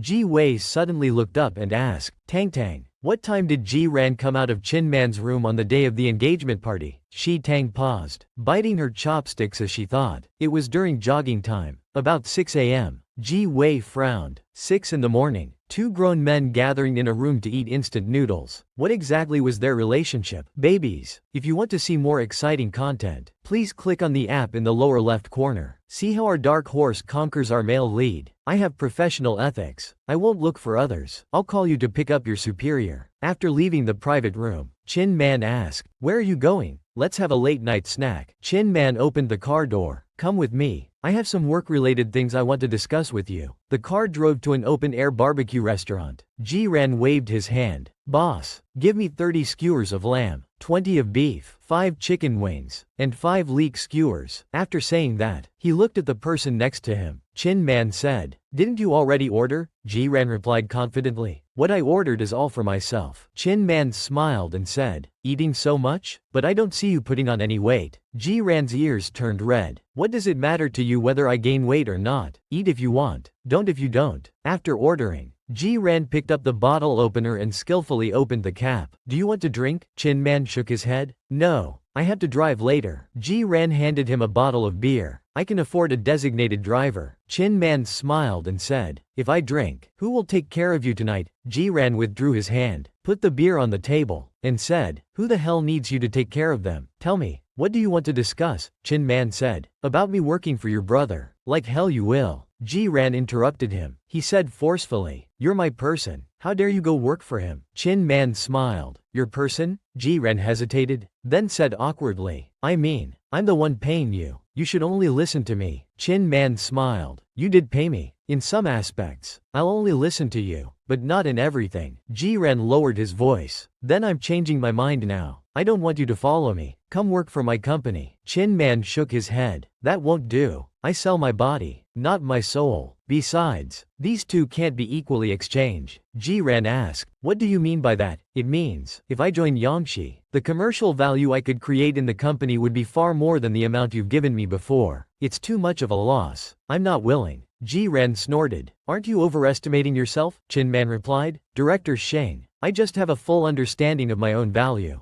To be honest, none of the companies that have contacted me recently have offered a price lower than what you gave me. Jiren laughed mockingly. Well, that must be so hard for you. It's not hard. After all, you were the first to reach out to help me, so I'm willing to continue our relationship. Chin Man put his hand on Ji-ran's. But our agreement doesn't include me working for you, of course. I'm not completely refusing. If you really need me, I won't be heartless. Ji-ran swatted his hand away and said expressionlessly, "Get to the point." Chin Man smiled warmly. "I can join Yangshi, but you'll have to pay more." Ji-ran rolled his eyes. He thought Chin Man was above this, but in the end, it all came down to money. So he said, "Fine. How much?" Chin Man leisurely held up his hand. "At least this much." Ji-ran almost choked on his beer again. "Why don't you just rob a bank?" Chin Man stood up, pretending to leave. "Then forget it. I'll talk to your brother instead." "Wait." Ji-ran took a few minutes to calm down. Money was just an external thing to him. Although the number Chin Man quoted was high, it wasn't completely unaffordable. It was just a matter of selling a few cars. The most crucial thing was, if he wanted to compete with Ji Wei in the company in the future, he might not be able to do it without Chin Man. Or at least he couldn't let Chin Man stand on the opposite side. Thinking of this, he directly pushed Chin Man back into his seat. Gritting his teeth, he said, "It's possible, but I can't come up with that much money at once. You'll have to give me a few months. And this time, we must have a formal contract." Chin Man spoke in a businesslike tone. The interest on that much money in the bank for a few months is not small. Ji-ran got angry. Who can come up with that much money at once? Chin Man, don't push your luck. Chin Man smiled. Don't be angry. I've thought of another way. He sat up straight, slowly buttoning his suit jacket, and said, "I'll give you a 50% discount on this amount. It doesn't matter when you pay, but you have to agree to 3 conditions." Ji-ran looked suspicious. He couldn't think of any conditions that would warrant a 50% discount, but before he could think further, Chin Man spoke. "The first condition is, you have to take me with you whenever you go out." Ji-ran was stunned, his expression complicated. "The second condition, I want to move into your room." Ji-ran's expression twisted. "The third condition, I haven't thought of yet. I'll keep that in reserve for now." After a long silence, Ji-ran asked, "Chin Man, do you think this kind of joke is funny?" Chin Man looked serious. "I'm not joking." Ji-ran looked confused. "What would I take you out for? I find you and the people around you interesting. I want to interact more." "Then why do you want to move into my room?" Chin Man sighed helplessly, but the dimple at the corner of his mouth betrayed something. "I promised you before that I wouldn't cheat on you, but I'm an adult man. I have needs too. You keep leaving me hanging. It's hard for me too."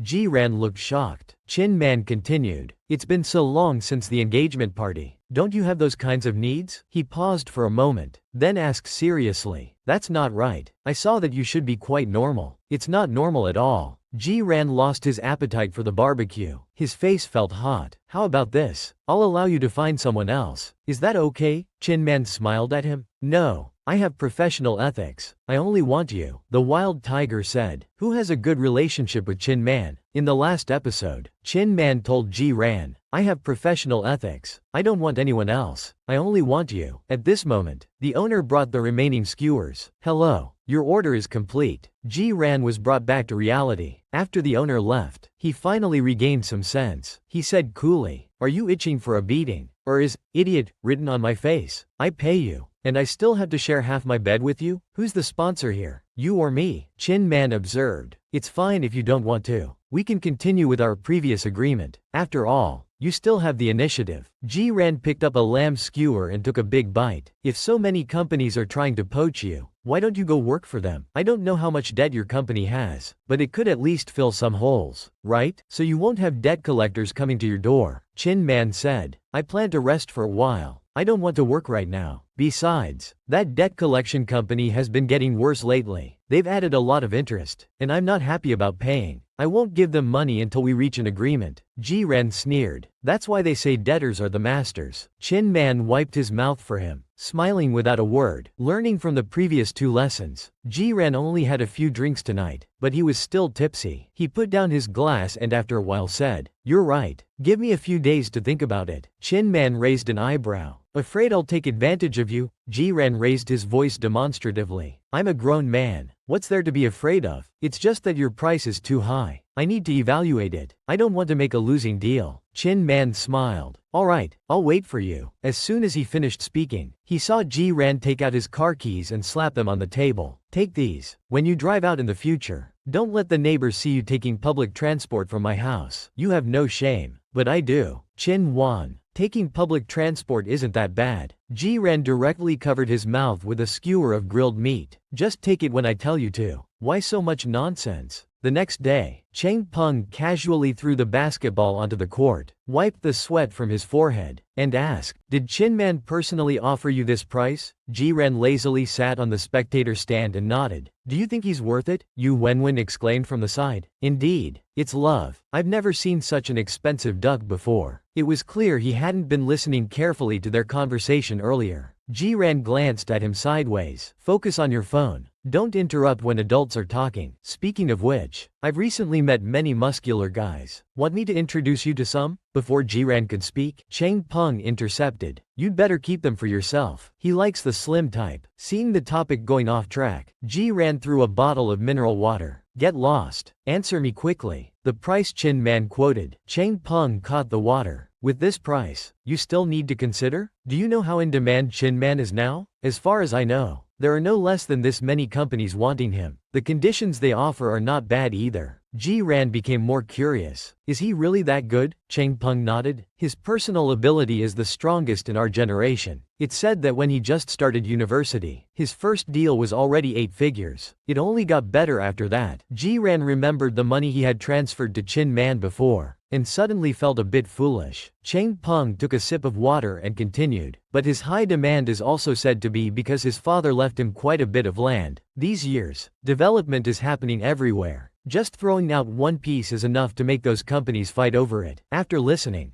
Ji-ran scoffed. "Are you exaggerating? Why not say Chin Man is a god descending from heaven? A war god in the world? If Chin Man hadn't been crying poor in front of him every day, so broke he had nowhere to live and was being chased for debts, he might have believed it. I've only heard about it. My dad doesn't want to get involved in the competition, so I didn't look into it carefully." Then he changed the subject. "But why is the price he quoted you so low? Looks like you two are getting along well." Ji-ran remembered Chin Man's words from last night. His Adam's apple bobbed slightly. "Don't talk nonsense. Who's getting along well with him? We just have a normal sponsorship relationship." Chang Peng waved his hand. "All right, whatever you say. If you ask me, you should quickly settle things with Chin Man. It would be a huge loss if someone else snatches him away." Ji-ran irritably ran his fingers through his hair. "Fine. I'll think about it some more." At this moment, Yu Wenwen came over and suddenly said, "By the way, Xiao Ranran, there's a car racing competition coming up. The prize is a signed handkerchief from your idol Chester. Are you interested?" Ji-ran was stunned. Before he could speak, Chang Peng frowned and said, "That competition is organized by GUJ. There must be some tricks." "Forget it, Ji-ran. It's just a handkerchief. If you want one, I can help you find a way to get another one signed later." Ji-ran shook his head. "It can't be signed. Chester died in an accident during a race a few years ago. He was famously low profile when alive, rarely even giving interviews. His signature is hard to get even with a lot of money." "All right." Ji-ran stood up and said to Yu Wenwen, "I blocked GUJ before. Help me sign up." Yu Wenwen asked, "Really sign up? I feel like he's organizing this competition just for you." Ji-ran patted the dust off his clothes. "That's even more reason to participate. I need to beat that bastard so you won't dare to prance around in front of me in the future. You don't want me, but you won't let me find someone else. Where's the logic in that?" When Ji-ran got home, no one was there. His phone in his pocket made a beeping sound. Several text messages suddenly popped up. It was an unknown number. "What conditions did you offer Chin Man privately? He said he's waiting for your answer." "What does that mean?"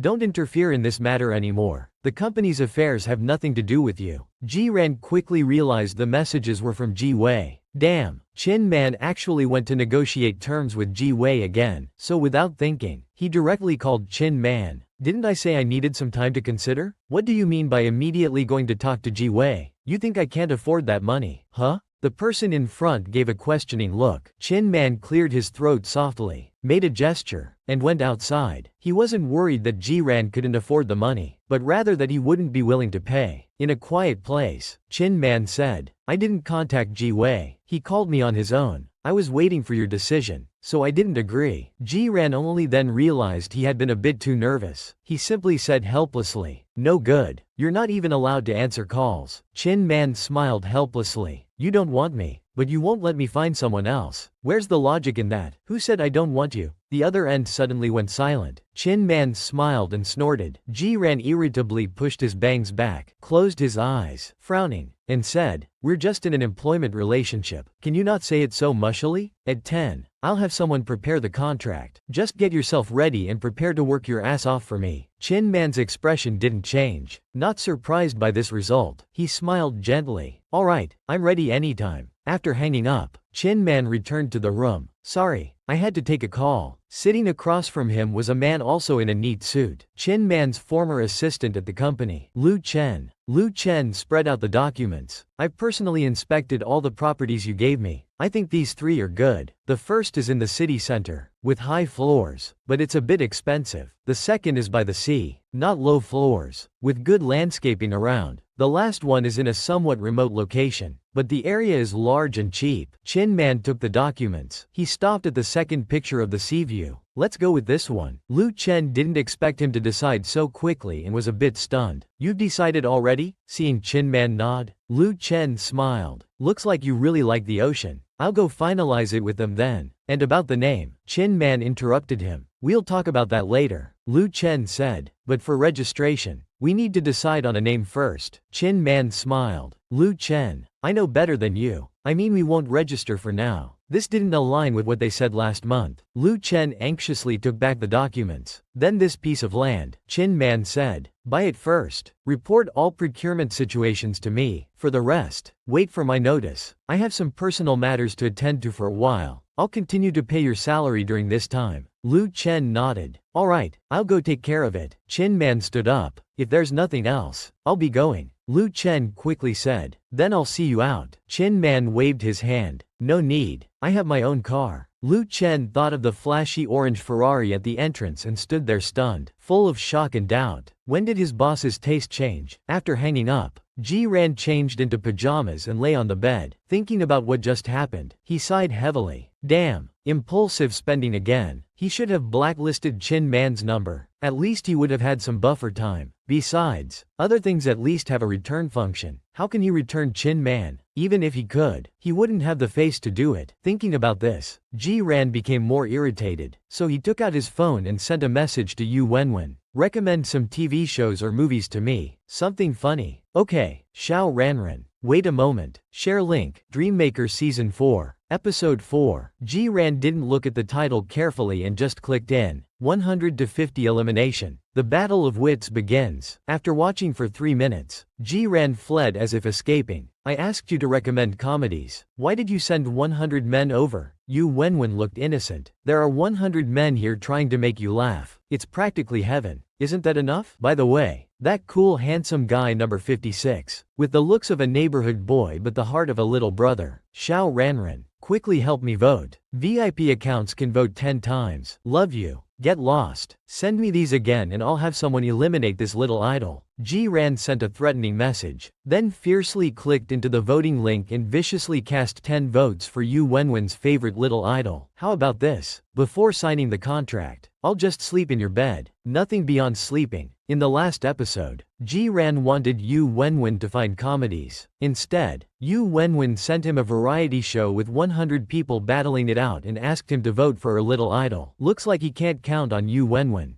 Ji-ran resignedly opened the video app, randomly clicked on a Western movie, and started watching it on his pillow. Soon, he was yawning continuously and his eyelids started to droop. After an unknown amount of time, Ji-ran was awakened by several explosion sounds. He instinctively said, "Who the hell is setting off fireworks in the villa area?" As he finished speaking, he looked up to see Chin Man standing by the bed, one hand still supporting his neck. "Chin Man, why are you here?" Chin Man, who had originally intended to help Ji-ran put his head on the pillow, didn't expect him to suddenly wake up and also looked embarrassed. Ji-ran suddenly sat up. "Fuck, who let you into my room? You scared the shit out of me." Chin Man casually withdrew his hand and smiled. "I knocked, but you didn't hear." Ji-ran saw the tattered duffel bag and a pillow at his feet. He said in an unfriendly tone, "What are you doing here?" Chin Man smiled. "Didn't we agree in the contract? I'll be sleeping in your room from now on." Ji-ran instantly became alert. "The contract hasn't been signed yet. You're not sleeping here." Get lost. Chin Man. How desperate are you? Chin Man thought for a moment. Then consider it a deposit. It would be troublesome to pack everything up again. Ji Ran cursed. Who cares if it's troublesome for you?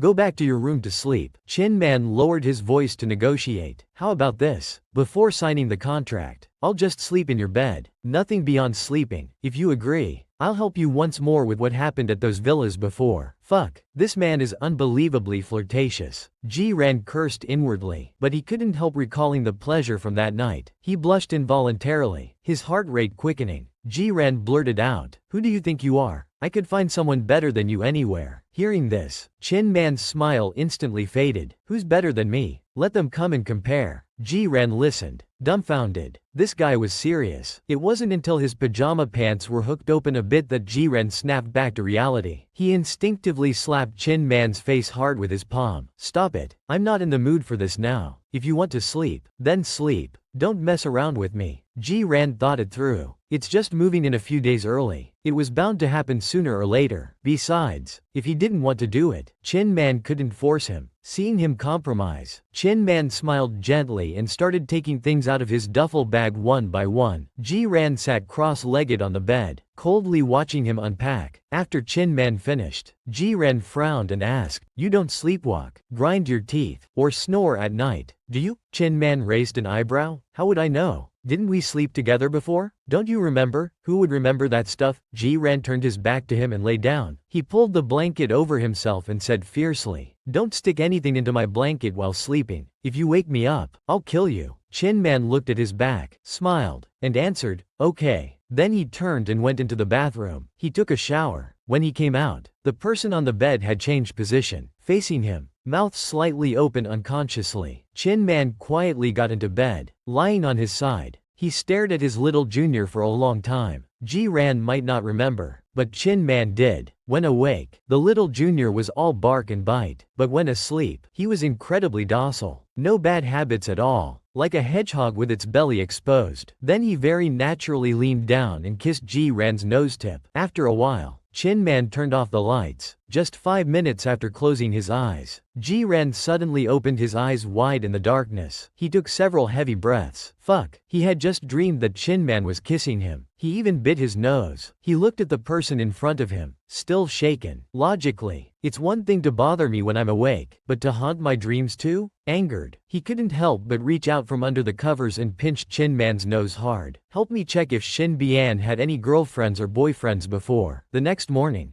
Ji Ran woke up early. He hadn't slept well all night. In his dreams, it was Chin Man over and over again. The worst part was, he even dreamed that Chin Man ate his nose. Ji Ran yawned as he went into the bathroom to wash up. He picked up his toothbrush and while brushing, examined himself in the mirror. He felt like there was something different about his eyes. As he was brushing, he suddenly reached out and grabbed Chin Man's toothbrush cup, throwing it hard to the other corner of his sink. Half an hour later, Yu Wenwen sat in the corner of the gym, drowsy. Xiao Ranran, you're so cruel. I skip work every day because I don't want to get up early, but you drag me here at the crack of dawn to waste time. Ji Ran said, I think you're too idle. Didn't you used to like coming here? Yu Wenwen looked around the empty gym and emphasized weakly, I like gyms with muscular men, not gyms at 8 in the morning. As she spoke, she seemed to remember something. Oh right, why hasn't Xiao Manman been hanging out with you guys these days? Ji Ran's wiping motion paused. What's he doing? Who was it that ran away as soon as they saw him last time? Yu Wenwen rested her chin on her hand. Wasn't it because I made a drunken fool of myself in front of him? I was embarrassed. But Xiao Ranran, you've let Chin Man stay at your place, yet you still have the leisure to go out? Ji Ran said. What do you mean by that? Yu Wenwen had a dreamy look. If I had someone like Chin Man at home, I'd definitely make the most of every night. The king would never leave early from then on. This reminder made Ji Ran think of last night's dream again. Just then, Cheng Peng walked in. When it comes to troubling people, Ji Ran is the best, making me come here so early in the morning. He was holding a document folder and yawned. What's up? Get me a bottle too. Taking the mineral water Yu Wenwen handed over, Cheng Peng looked at the dark circles under Ji Ran's eyes and said with a teasing face, looks like you've been enjoying your nightlife lately. You're so worn out. You must have had quite a night last night. Ji Ran's face turned ashen. Screw you. I just didn't sleep well last night. Yi Wenwen immediately pounced over, her face full of gossip. Why couldn't you sleep well? Was Chin Man particularly cruel? Or did he pounce on you? Ji-ran's face darkened. What the hell? It's just that there's suddenly a man sleeping next to me. It feels weird. Alright, Chang Peng interrupted them, taking out a document and handing it to Ji-ran. This is the supplementary agreement I prepared for you. Take it back to your lawyer. Ji-ran took it and said thanks. Chang Peng continued. Also, I found your agreement a bit strange, so I took the liberty to look into his family matters. They raised their eyebrows in surprise. And the results? Chang Peng shrugged. Nothing surprising. His father really is bankrupt. They do have debts. His parents did go abroad. At their company, the most profitable deals in the past 2 years were all Chin Man's. You can tell his abilities aren't that great. Ji-ran wasn't interested in these things. After a moment of silence, he suddenly asked, did he have any girlfriends or boyfriends before? When he didn't get a reply for a while, Ji-ran turned his head in confusion. He was met with 2 meaningful gazes. Then he heard Yu Wenwen say teasingly, "Ah, little Ranran is so cute when he's jealous." What nonsense are you talking about? I just want to know if there were any other unfortunate souls that Chin Man clung to before. Yi Wenwen nodded, pretending to understand. I see.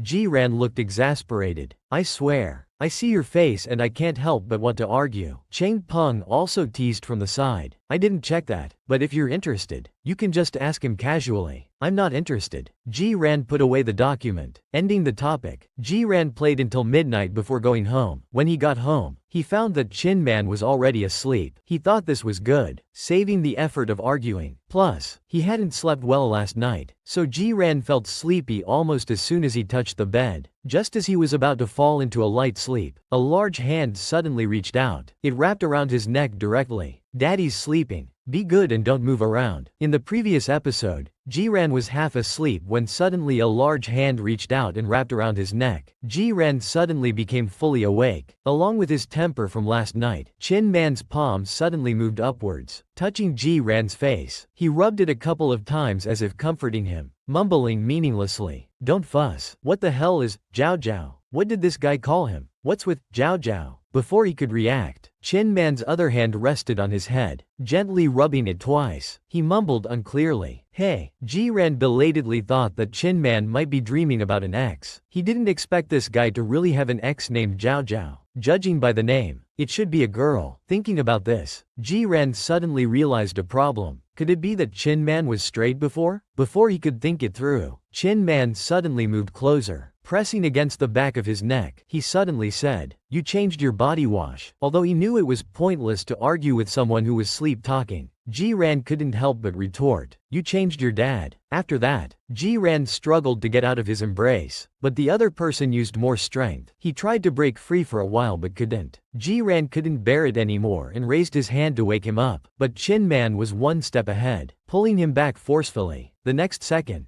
Ji-ran heard Chin Man's voice from above his head. "Jiao Jiao, be good. Daddy's sleeping." So this is how he played with his girlfriend. At this time, Chin Man's words carried a hint of threat. "If you move again, I won't let you play with little female dogs in the future." Ji-ran was instantly speechless. In his mind, he immediately pictured Chin Man's ugly American bulldog. Jiao Jiao was indeed a pet's name, proportional to the owner's IQ. Ji-ran sighed. It was too petty to argue with someone sleep-talking, so he withdrew his clenched fist. He struggled to break free from the other's embrace, then turned over. He forced himself to ignore the sound of breathing next to his ear. The contract was finalized in less than a week. Back home, Ji-ran threw the contract on the coffee table. "Take a look and see if there's anything you want to add or change. If not, just sign it." Chin Man took the contract and slowly opened it. When his eyes fell on the name of Party A, he asked with a smile, "Party A is you?" Ji-ran said. "Who else would it be?" He thought. If he let Chin Man sign as Party A, what was the point of all his efforts with the witnesses? Chin Man looked at it for nearly 10 minutes. Ji-ran got impatient, crossed his arms and asked, looking so carefully, "Afraid I'll trick you?" Before Chin Man could respond, he added coolly, "Well, you better look carefully. I've added a lot of unfair clauses in there. If you're afraid to sign now, it'll be too late later." Chin Man smiled, just turning to the last page of the contract. Party A had already signed Ji-ran's name. The handwriting was messy and casual, but not ugly. Chin Man methodically took out a pen from his suit jacket pocket, about to sign. Then, remembering something, he asked. Those conditions we discussed aren't in here. If I sign this, you won't go back on your word, right? Ji-ran snorted. You think I'm like you unscrupulous businessmen? I keep my word. Chin Man didn't argue. Instead, he directly signed his name in a few strokes where it said Party B. Then he handed the contract back. Pleasure doing business with you. Ji-ran snorted inwardly, as if it could be pleasant. Ji-ran snatched the contract and stood up to leave. He walked to the garage, hearing footsteps. He knew Chin Man was following behind. Before opening the car door, he couldn't help but turn around, looking at the person behind him with exasperation. Why are you following me? Chin Man smiled. We just talked about this. And now you're going back on your word? Ji-ran leaned against the car door. You're a grown man. Don't you have anything else to do? Have you even looked at Yangshi's files? How much do you know about the company? I don't want to spend so much money only to end up hiring a useless person. Don't worry. I understand Yangshi's current situation even better than you. Your father is currently in charge of the company, although he said at last year's executive meeting that he would delegate power to you. In reality, you won't get many projects. The company still has several old-timers, two of whom have close relationships with you. If you enter the company, you'll definitely face difficulties from them. Chin Man slowly explained, speaking for nearly 10 minutes. Then, looking at Ji-ran who was listening intently, he said, I'll explain these things to you clearly in the future. The current environment and occasion don't seem suitable for discussing these matters. Ji-ran had started investigating Yangshi because of a certain incident 2 years ago. But what he found was far less than what Chin Man knew. Chin Man even knew the details about clearing out those stubborn old-timers in the company. Thinking of this, he hid the surprise in his eyes. He pressed the unlock button on the car door and said to Chin Man, Get in the car. I want to wait for you. And I'm enjoying watching. Why should I leave? In the previous episode, after Ji-ran told Chin Man to get in the car, he drove to a repair shop. Chin Man wasn't particularly obsessed with cars and rarely came to such places. When they arrived, they found Yu Wenwen and Cheng Peng already waiting there. Ji-ran asked, Is everything ready? Have you checked? They were all old acquaintances, so everyone spoke casually. Cheng Peng waved his hand. It's all done. Perfect. Yu Wenwen paused her talent show on her phone and greeted the newcomers with a smile. Little Man, why are you here too? Hello. Chin Man smiled. By the way, I'm sorry about last time. Is your hand still hurting? This gentle statement immediately touched Yu Wenwen's heart. It stopped hurting long ago. Saying this, she pulled over an empty chair nearby and warmly said, Come, sit here. Ji-ran turned his face away in displeasure. This hypocritical smile could only fool Yu Wenwen. Chin Man said thanks and sat down confidently. He asked, pretending not to know, Are you all here to repair cars? Yu Wenwen shook her head. No. It's because little Ranran has a race coming up, so we're here for a car check. Ji-ran stood up in pain. Why are you telling him so much? I'm going to change clothes. After Ji-ran left, Chin Man asked as if to confirm. What kind of race is it? Is it private? Cheng Peng said. Not really private. Guj put his name on it. It's an official track. Hearing Guj's name, Chin Man's index finger, casually resting on his leg, tapped twice lightly. He suddenly asked again, Is Ji-ran good at driving? Yu Wenwen looked up from her phone. Of course. Many clubs have tried to recruit him. She gave Chin Man a look. Don't tell me you haven't seen little Ranran race yet? He really hadn't? Chin Man suddenly became curious. He couldn't help but glance at the race car parked in the middle of the yard. Yu Wenwen enthusiastically said, Come on, let's go wait for him at the starting line. Today, we'll let you see for yourself. Because the race was approaching,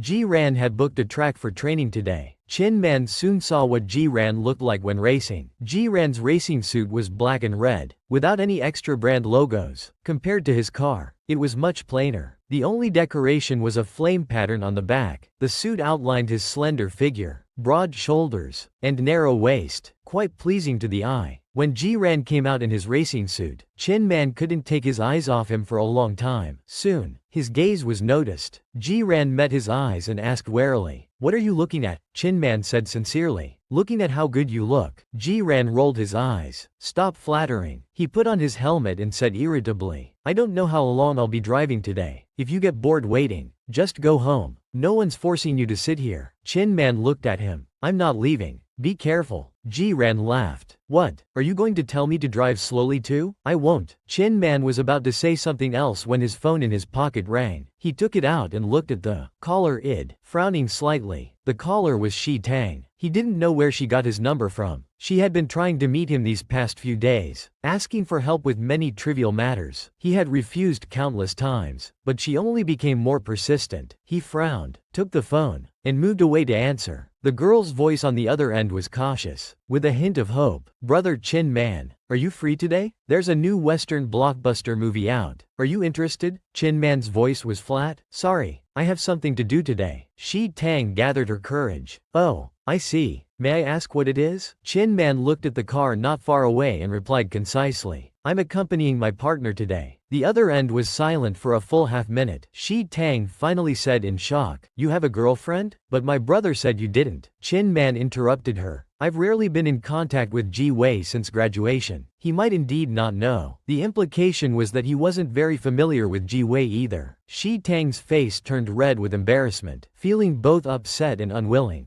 It's okay. If he's coming, I can book 2 movie tickets. Chin Man remembered Ji Ran's warning look earlier and smiled, lowering his head. No need. He doesn't like me getting too close to others. In the future, if you have any urgent matters or need help, I suggest you contact Ji Wei directly. He'll help you. After saying this, Chin Man hung up and returned to the rest area. Cheng Peng was sitting on the sofa. You're back. Ji Ran just finished a lap. Chin Man looked at the screen in front and couldn't take his eyes off it. One of the in-car cameras was placed near the steering wheel. Ji Ran was wearing a helmet, his entire face covered, only his eyes visible. He had long eyelashes, and his deep amber eyes narrowed slightly. The camera caught his unruly gaze. Cheng Peng suddenly spoke. Looking at him like this, Ji Ran is really good looking. Chin Man withdrew his gaze and turned to give Cheng Peng a cold look. His eyes were cold and vigilant, like a beast whose territory had been invaded. He was completely different from the gentle and obedient lover he was in front of Ji Ran. Cheng Peng felt a chill down his spine from the stare. He was about to say something to ease the tension, but when he looked back, he found Chin Man's expression had returned to normal, as if the earlier exchange had been Cheng Peng's imagination. Cheng Peng couldn't help but take a deep breath, suddenly feeling worried about his friend's future. Ji Ran practiced until evening. Cheng Peng and Yu Wenwen had left early. After booking the venue for the next few days with the manager, he walked towards the rest area. Seeing that Chin Man was still there, Ji Ran choked, covering his mouth and coughing heavily. Why are you still here? Didn't I say you could leave anytime? Chin Man gently hooked Ji Ran's hand, looking at him with deep, focused eyes. I enjoyed watching. Why should I leave? Besides, I wanted to wait for you. I just helped you take off your clothes. Didn't do anything else. Don't be afraid. In the previous episode, Ji Ran told Chin Man to go back if he had to wait too long. But unexpectedly, Chin Man waited until the practice ended. He looked at Ji Ran seriously and said, I enjoyed watching. Why should I leave? I just wanted to wait for you. Ji Ran's neck stiffened. Damn, what kind of flirty talk is this? Then Chin Man continued, sitting for so long. Is your waist sore? Until Chin Man mentioned it, Ji Ran hadn't noticed. His waist was indeed a bit sore now. He really wanted to lie down. It had been a long time since he'd stayed in a car for so long, and he wasn't used to it. But he still stubbornly said, It's not sore. Wait a bit. I'll go change clothes. Ji Ran changed and walked out of the rest area. Chin Man naturally opened the driver's door. I'll drive. You rest for a while. Ji Ran suddenly felt that this kind of attentiveness was quite nice. He really didn't want to drive slowly home now. The racetrack was quite far from his home. At Ji Ran's driving speed, it would take at least half an hour. Ji Ran sat in the passenger seat, fastened his seatbelt, reclined the seat, and fell asleep before the car even started moving. There was no music playing in the car. After driving for a while, Chin Man heard steady breathing from beside him. At a red light, Chin Man stopped the car. He turned to look at the person next to him. For comfort, Ji Ran's face was slightly tilted towards the car window. His nose bridge formed a beautiful line in the darkness. Just a while ago, he was racing on the track, and now he was sleeping defenseless beside him. Chin Man couldn't help but reach out and lightly brush Ji Ran's nose bridge. Ji Ran was sleeping deeply, not even feeling the tickle. He didn't move at all. As night fell, the weather turned cool. Chin Man stared at him for a while, then took off his own jacket. He gently covered Ji Ran with it. Ji Ran slept dreamlessly. very soundly. He slept until he woke up naturally. When he opened his eyes, the first thing he saw was Chin Man's face. They were very close. If he moved forward a bit more, their noses might touch. Ji-ran's mind went blank for a few seconds. He immediately moved back a little. To be honest, although he disliked Chin Man, the man's features were indeed flawless, deep-set and three-dimensional, very much like a mixed-race person. He sat up, about to check the time on his phone, when he was startled by a sudden ache in his waist. Ji-ran belatedly lifted the blanket to look at himself, then widened his eyes in shock. He was wearing nothing but underwear. He usually didn't like wearing pajamas to sleep. No wonder he slept so comfortably tonight. Ji-ran angrily pinched Chin Man again. After a while, the man beside him finally opened his eyes. Having difficulty breathing, Chin Man raised his hand to grab Ji-ran's wrist, his voice carrying the unique laziness of just waking up. "What's wrong?" Ji-ran cursed. "Where the hell are my clothes?" Chin Man found it amusing. "Aren't they on the hanger? I'm asking why they're not on my body." "You idiot." Chin Man rubbed his eyes and said, "Your clothes had stains, probably from the repair shop. I was afraid they'd dirty the bed, so I took them off for you." Ji-ran didn't say anything. He was checking if any part of his body felt hot. The last time he woke up feeling like he'd been beaten had left quite a psychological shadow. Seeing Ji-ran silently examining his body, Chin Man couldn't help but laugh. "I only helped you take off your clothes. Didn't do anything else. Don't be afraid." "Who's afraid? I'm not afraid of shit." Ji-ran got out of bed. He took clean clothes from the wardrobe, preparing to take a shower. "If you dare to do anything weird while I'm asleep, I'll sue you until you're penniless." Chin Man sat up straight, shrugging indifferently. "I'm already penniless." This attitude of giving up left Ji-ran speechless, so he didn't bother arguing and turned to enter the bathroom. On Ji-ran's fourth day at the racetrack, he received a call from Ji Go-jung, asking him to come to the company. When Ji-ran arrived, Ji Go-jung got straight to the point. "When did you sign the contract with Chin Man? Why didn't the legal department notify me?" Ji-ran laughed. "Chin Man signed the contract with me personally. It has nothing to do with Yangshi." Ji Go-jung was stunned, then lightly hit the table. "Do you know how complicated contract details can be? Any clause could set countless traps for you. Where's the contract? Let me see it." Ji-ran raised an eyebrow. "I had a lawyer look it over. The contract is fine. Besides, even if there were any issues, it wouldn't implicate Yangshi. You don't need to worry." Ji Go-jung quickly realized, "You did this on purpose. You're using work matters to spite your brother." Ji-ran didn't bother explaining further and simply pushed the blame onto Chin Man. "I wouldn't dare. It was Chin Man who didn't want to involve Yangshi. I had to persuade him for a long time to keep him." Ji Go-jung hadn't expected this turn of events, but anyway, Chin Man was still with them. Other matters could be dealt with later. After a moment of silence, he continued, "I've had the secretary prepare company materials. Take them back and study them carefully. Next month, start working in your brother's department. He'll teach you the rest. Also, you must dye your hair back." Ji-ran smiled. "If you're not worried about me and Ji-wei causing trouble, then go ahead and put me with them." Ji Go-jung's expression froze, but he finally compromised. "Then go back and wait for notification." Ji-ran was already used to this kind of formal talk. As he turned to open the office door, he seemed to remember something and looked back with a mischievous smile. "Also, I quite like this hair color. I won't dye it back for now." Unexpectedly, Chin Man had secretly threatened Ji Yuj for Ji-ran's sake. "I advise you not to do anything out of line today. Otherwise, you might not like the consequences." The race was scheduled for the afternoon at a normally closed racing circuit. When Yu Wenwen arrived, she looked around and complained,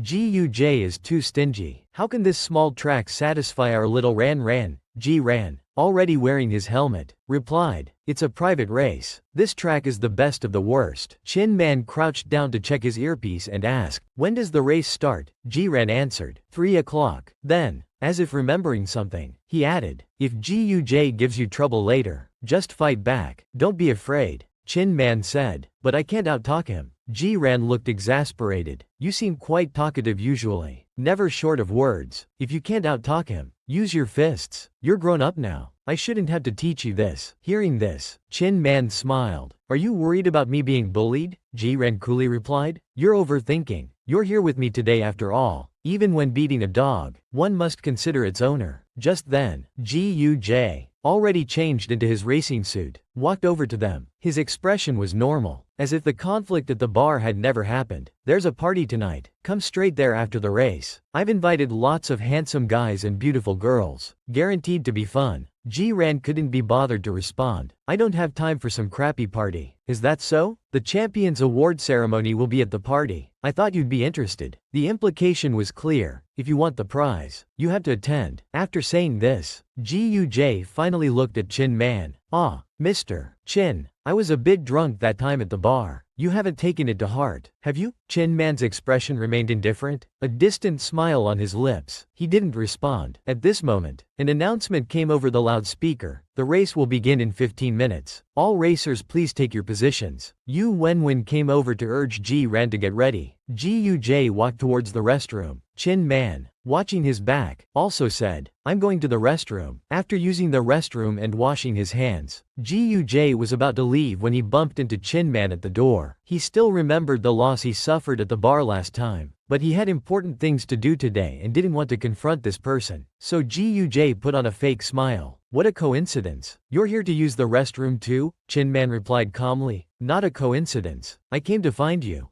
Ji was surprised. What for? I'm here to advise you. It's best not to do anything out of line today. Otherwise, you might not like the consequences. Ji found this strange. Ji-ran hadn't even threatened him. What was Chin Man's intention? Are bankrupt people so arrogant now? So his tone became unfriendly. Don't think you can be so brazen just because you have some dirt on me. Let me tell you, I'm not afraid of you revealing that matter. At worst, I'll just lose face, but you might suffer even worse consequences. Chin Man remained unfazed, smiling ambiguously. Make me suffer? You? Ji sneered. If I really wanted to do something, you think Ji-ran could stop me? Who do you think you are? The smile instantly vanished from Chin Man's face. Ji wanted to continue, but seeing Chin Man's gloomy expression, he was immediately silenced by the intimidating aura. He tried to maintain composure. What are you trying to do? Scare me? Do you know whose territory this is? Chin Man took out a tissue to wipe his hands, saying indifferently, I'm just giving you some friendly advice. Ji was puzzled. Advise me about what? Chin Man leisurely tossed the tissue aside. Then he walked up to Ji, patted his shoulder and said, don't cause trouble. It's good to be alive. With that, he left without looking back. When Chin Man returned to his seat, the race was already in the preparation stage. Yu Wenwen asked, where did you go? The race is about to start. Chin Man casually replied. The restroom was crowded. I had to wait in line. At that moment, the big screen showed Ji-ran's car. Suddenly, a wave of cheers erupted from the audience. Ji-ran glanced over and made eye contact with Ji nodded at him, as if greeting. Ji-ran stared at him for a moment, then gave him the middle finger. Chin Man couldn't help but smile watching the screen. After the race started, Ji-ran sailed smoothly, precisely navigating all the turns, leaving beautiful tire marks on the ground. He quickly entered the second lap. When the first lap data came out, Yu Wenwen exclaimed, wow, Ran's speed. He's a full 12 seconds faster than the second-place rookie. Chin Man was also somewhat surprised. It seemed Ji-ran indeed had the skills to join the club. Just as Ji-ran was about to take a turn, a car suddenly moved closer to Ji-ran's direction. During races, to prevent injuries, drivers must leave some space behind when turning to avoid collisions. Seeing this, Yu Wenwen's expression became serious. That's Ji's car. What is he trying to do? Chin Man pressed his lips tightly, focusing on the big screen. Fortunately, although Ji got close, Ji-ran instantly accelerated, not only beautifully overtaking Ji but also leaving him far behind. Yu Wenwen couldn't swallow this, standing up saying, I'm going to complain to the referee. This is against the rules. At this moment on the screen, Ji's car suddenly slowed down a bit while taking the next turn. Chin Man immediately grabbed Yu Wenwen. Wait, Ji wouldn't risk his own safety. He just wanted to scare Ji-ran. Unexpectedly, a few seconds later, he encountered Ji-ran again. This time, it was Ji-ran who squeezed towards him. Ji was startled and quickly turned the steering wheel. His car went straight onto the grass on the side. He slowed down and regained his composure, but by then he couldn't even see the back of Ji-ran's car. Chin Man's feelings were complicated. His little junior was indeed vengeful. Only he would dare such a dangerous act of revenge. Yu Wenwen thought it was so cool that Chin Man personally dealt with Ji for Ji-ran's sake. Such boyfriend material. The party venue was just at a bar. Ji not only invited the race participants but also many other men and women. On the way there, Chin Man didn't say much. As soon as they sat down, Yu Wenwen insisted on playing a drinking game with Chin Man. Ji-ran rolled his eyes, lit a cigarette, and watched the two of them. He thought this guy had been silent and angry the whole way, not saying a word, but now he's playing games with others. When Chin Man said he didn't know how to play, he wasn't being modest. Ji-ran found it curious that there was actually something Chin Man didn't know. After several rounds, almost all the alcohol went into his mouth. However, it was clear that Chin Man had an extremely high alcohol tolerance, showing no signs of drunkenness. As Ji-ran was watching intently, the annoying Ji-J sat down opposite him. Congratulations on winning first place. I didn't expect you were still practicing. I thought you had given up long ago. Ji-ran looked at him coldly. It's been a long time since I raced, but to beat you, a couple of days of practice is enough. You did win, but your little tricks have increased. Ji-J knew Ji-ran was referring to the incident on the track. His expression changed. I lost control of the steering wheel at that time.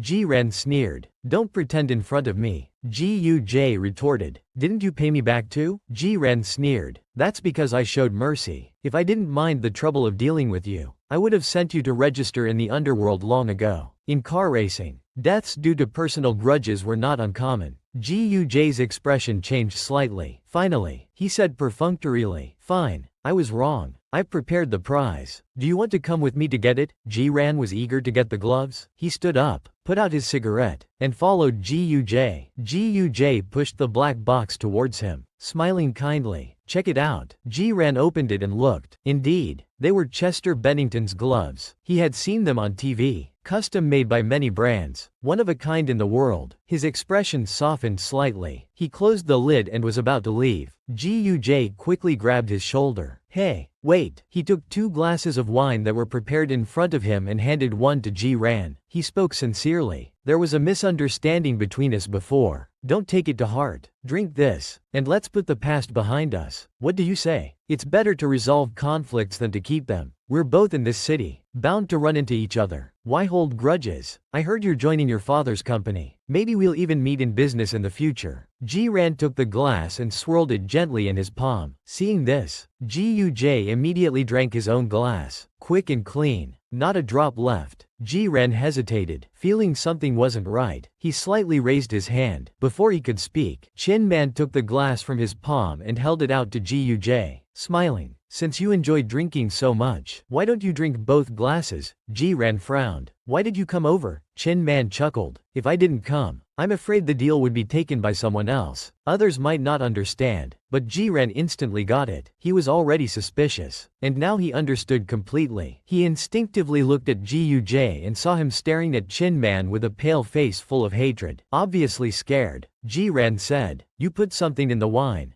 Ji-J pulled at his collar, forcing a smile and denying, I didn't. How could I do such a thing? Ji-ran looked disappointed. Then drink this wine. Ji-J's forehead broke out in sweat. He nervously said, I'm on medication. I can't drink anymore. I still have to watch later. Ji-ran understood everything now. He grabbed Ji-J's collar. Without thinking, he swung a punch at Ji-J's face. Ji-J was startled. Having drunk alcohol, his reactions were slow. He couldn't defend himself. Ji-ran seized the opportunity and pinned him to the ground. The second punch followed immediately. Yu Wenwen was shocked by this scene. She wanted to stop Ji-ran, saying, Ran, stop hitting him. But Ji-ran was too angry, and Yu Wenwen couldn't pull him away. Just as the third punch was about to land, Ji-ran suddenly felt his waist tighten. Then he was effortlessly lifted up, his feet leaving the ground. Chin Man carried him away and handed him to Yu Wenwen, instructing, hold him tight. Ji-ran was so angry he was flailing his arms and legs. Let me go. I must beat this bastard to death today. Ji-J felt unbearable pain. He wiped his nose and found blood. Fuck, you dare hit me? Before he could finish, Chin Man picked up the wine from the table, squatted in front of Ji-J, and asked in a low voice, what drug did you put in it? Ji-J still denied. I didn't put any drug in. As he struggled to get up, Chin Man suddenly grabbed his chin, forcing his mouth open. Before he could react, Chin Man, expressionless, poured the wine into his mouth. Everyone was shocked by this action. Even Ji-ran was stunned. Ji-J tried to spit out the wine. Fuck, Chin Man. I'll definitely kill you.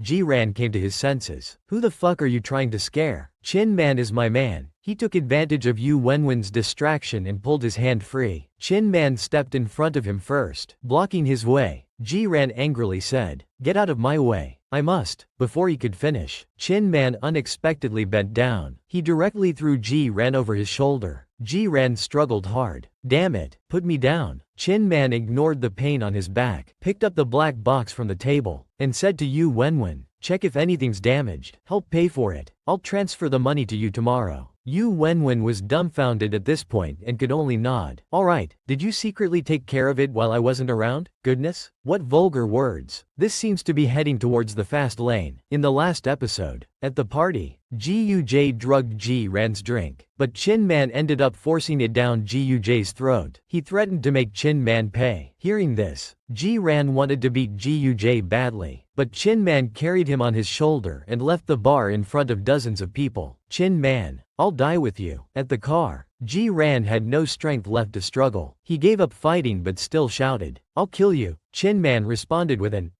and said matter-of-factly, "I just drank. You'll have to drive later. If you're still angry, we can go back now." Ji-ran obviously couldn't return after losing face like that. Seeing Chin Man get in the car, he got angrier. "Why did you stop me just now? Ji-Yu-Jae deserves to be beaten to death." Chin Man calmly replied, "There were people around. Did you want to be taken to jail? Besides, you poured the drink down his throat. If he dies from it, wouldn't we be responsible?" Chin Man said coolly, "It was probably an aphrodisiac. He wouldn't dare poison you. And that's his problem to worry about. He brought the drug. The police will find out easily." Ji-ran muttered after a while, "You didn't have to carry me out like that. Wasn't it embarrassing?" Chin Man didn't respond. The car fell silent. Ji-ran couldn't help but glance at him, seeing him staring ahead expressionlessly. 10 minutes later, they both calmed down. Ji-ran knew Chin Man was right, but he was too angry to control himself at the time. Remembering how he struggled on Chin Man's shoulder, he probably hurt him quite a bit. Ji-ran hesitated, then awkwardly said, "Thanks." Chin Man suddenly asked, "How old are you?"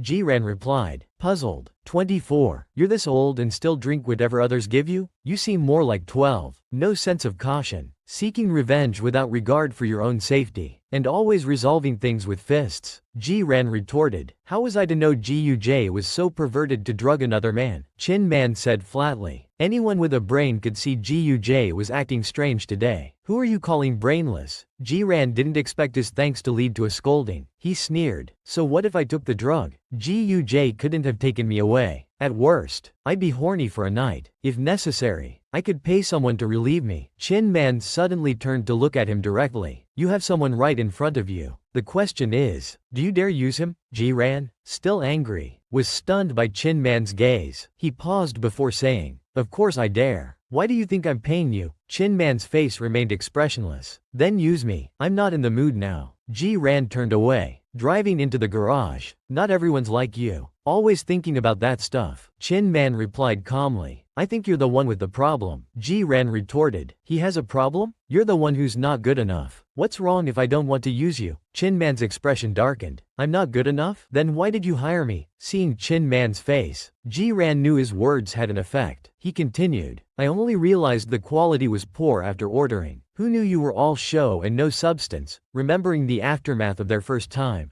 Ji-ran felt he was speaking the truth, so he spoke confidently and firmly. He expected at least a big argument in the car, but Chin Man was silent for a few seconds, then unbuckled his seatbelt and got out, leaving Ji-ran stunned in the driver's seat. Ji-ran rubbed his hair frustratedly, feeling his head was hot. He wondered why he was arguing with Chin Man about this. After getting out, he didn't rush inside but went to the yard to cool off. Then Yu Wenwen called, Ran, I've handled everything at the bar. Are you okay? Home yet? What could happen to me? What about that bastard Ji-Yu-Jae?" Yu Wenwen hesitated before answering. "His friends took him away. Don't know if to the hospital or to find a woman. Turns out it really was that kind of drug." Ji-ran's anger flared up again. "Help me find out which hospital or hotel he's at." Yu Wenwen was surprised. "Why? I want to castrate him." Yu Wenwen hadn't seen Ji-ran this angry in a long time. She quickly advised, "Please calm down. When Guj left, he kept threatening to destroy Chin Man. Jiran exploded. You think I'm afraid of him? Yu Wenwen said gently. Of course you're not afraid, but you know Chin Man's situation. Guj's family has some background. Jiran interrupted. Even if Chin Man became a beggar on the street, Guj couldn't touch a hair on his head. I've got things to do. Bye. Jiran returned to the room to see Chin Man walking out of the bathroom wearing only shorts. The man's muscular body was exposed, still covered in water droplets. Jiran glanced and quickly looked away. Stay home for a few days. Guj likes underhanded tactics. He resents you now and might try something. I'll resolve everything as soon as possible. It shouldn't take long. Before he finished speaking, Chin Man grabbed his shirt. The next moment, Jiran was pushed onto the sofa. He instinctively tried to get up, but Chin Man's palm pressed firmly on his chest, pushing him back down. Chin Man leaned over him. I told you, I have needs too. I've been holding back because of your racing practice. Now that it's over, you should fulfill the condition you promised me earlier. Chin Man's breath fell on his ear. Jiran felt his heart pounding. He pushed against Chin Man's hands. I'm the one paying. Of course I decide when to fulfill it. What if you never want to fulfill it? Chin Man said. Then suddenly seemed to realize something. It's been so long since we were at the villa. You can't have had no needs at all. Did you take care of it yourself while I was away? I'll give you one last chance. If you're satisfied, we can talk. If not, I'm out of here. Baby, this episode is moving fast. It might be taken down soon. Cherish it while you can. In the last episode, on the way home, Jiran deliberately provoked Chin Man, saying his technique wasn't good. Back in the room, Chin Man pushed him down and asked, It's been so long since last time. Have you done it yourself? Jiran's cheeks burned. That's none of your business. Chin Man frowned. Let me see, and reached down. Chin Man was very strong, one leg pressing him down. Jiran felt trapped in his arms. Finding he couldn't struggle free, he blurted out, No, I haven't done anything. Get off. Chin Man said confidently. Isn't this what you wanted when you hired someone? It's mutually beneficial. I won't hold you responsible. Why not? I'm fully prepared this time. Or you can be on top if you want. Chin Man's argument was flawless. Jiran couldn't find any reason to refuse. Chin Man released him, hands on the bed, and asked, Shall we continue? Jiran said hoarsely. What if I say no? You can't sue me for breach of contract. No. Chin Man looked at him seriously. I'll work for Warriors for a year. I'll return the money from the first agreement. After a year, the contract ends and we go our separate ways. Jiran breathed lightly, staring at him. Chin Man gazed at him for a long time, then suddenly lowered his head. Jiran had been preoccupied with racing for the past 2 weeks and couldn't resist this temptation. Besides, Chin Man's words made sense. They were both men. No one would lose out. Jiran raised his arm, hooking it around Chin Man's neck, stopping him from getting up. He said hoarsely, I'll give you one last chance. If you do well, we can talk. If not, you're back to sleeping in the guest room. As soon as he finished speaking, he felt a bite on his jaw. Chin Man increased the pressure, leaving teeth marks. Finally, the limited edition gift from Yu Wenwen came in handy. The bed creaked as they tossed and turned. 3 hours later, Jiran had no strength left. It was drizzling outside. Jiran lay motionless, listening to the rain. Chin Man stroked his hair, asking, Did it hurt this time? Jiran didn't answer. It didn't hurt. It felt good. He was physically and mentally satisfied. Just his legs were a bit sore. Half a minute later, Jiran sat up, planning to have a cigarette. He couldn't quite remember if it felt this good at the hotel. He was too drunk that day, only remembering how miserable he felt afterward. After showering, Chin Man sat beside Jiran and patted him.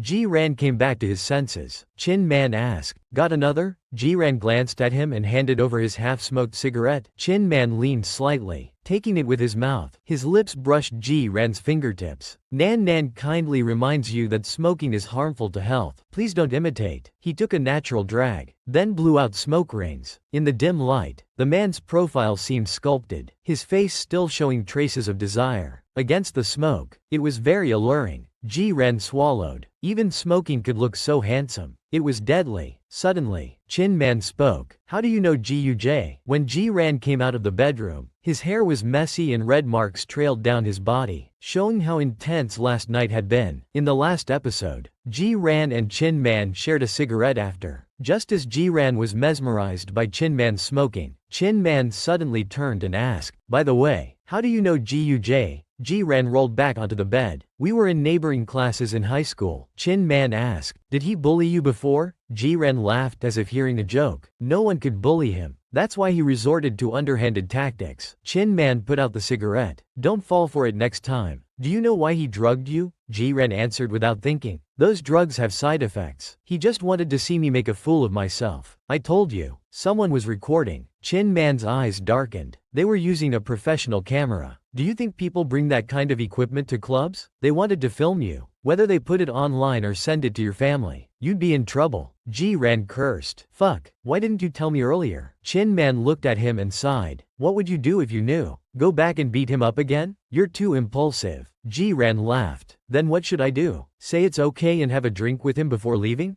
Sensing Ji-ran's irritation, Chin-man decided to soothe him. You don't need to do anything. Ji-Uj has done enough shady things. He'll get what's coming to him soon. Ji-ran fell silent. He didn't want to discuss Ji-Uj in the middle of the night and stress himself out. Suddenly remembering something, he asked, by the way, now that you've moved in with me, what about your dog? Chin-man raised an eyebrow. You mean Zhao Zhao? Ji-ran was too tired to comment. He couldn't understand why Chin-man would give a male dog such a name. Chin-man replied, he's abroad with my parents. He paused. How did you know I had a dog? Ji-ran turned over and lay down. I didn't, just guessed. Chin-man's voice held a hint of amusement. Have you seen my moments? Ji-ran closed his eyes. Ignoring him, Chin-man leaned in closer. But I've only posted about him on Moments. Ji-ran pushed his hand away. I said I didn't look, so I didn't. Are you going to sleep or not? If not, get out. Don't bother me. Yu Wenwen didn't sleep well all night. It had been a while since he'd seen Ji-ran hit someone. So the next day, he called Cheng Peng. Then the two went to Ji-ran's place. Yu Wenwen used the passcode to open the door. As soon as they entered, they heard faint sounds from the kitchen. He walked towards the living room with a bag. Xiao Ranran, I knew you wouldn't sleep well. I bought you some fruit. Want me to cut it for you? After saying that, he walked towards the kitchen. There he saw Chin-man cracking eggs. He was wearing a white shirt with a red rabbit apron. Wow, they had never seen him look so domestic. Cheng Peng started whistling. Yu Wenwen asked, where's Xiao Ranran? Not awake yet? Chin-man smiled. He's awake, brushing his teeth. Just then,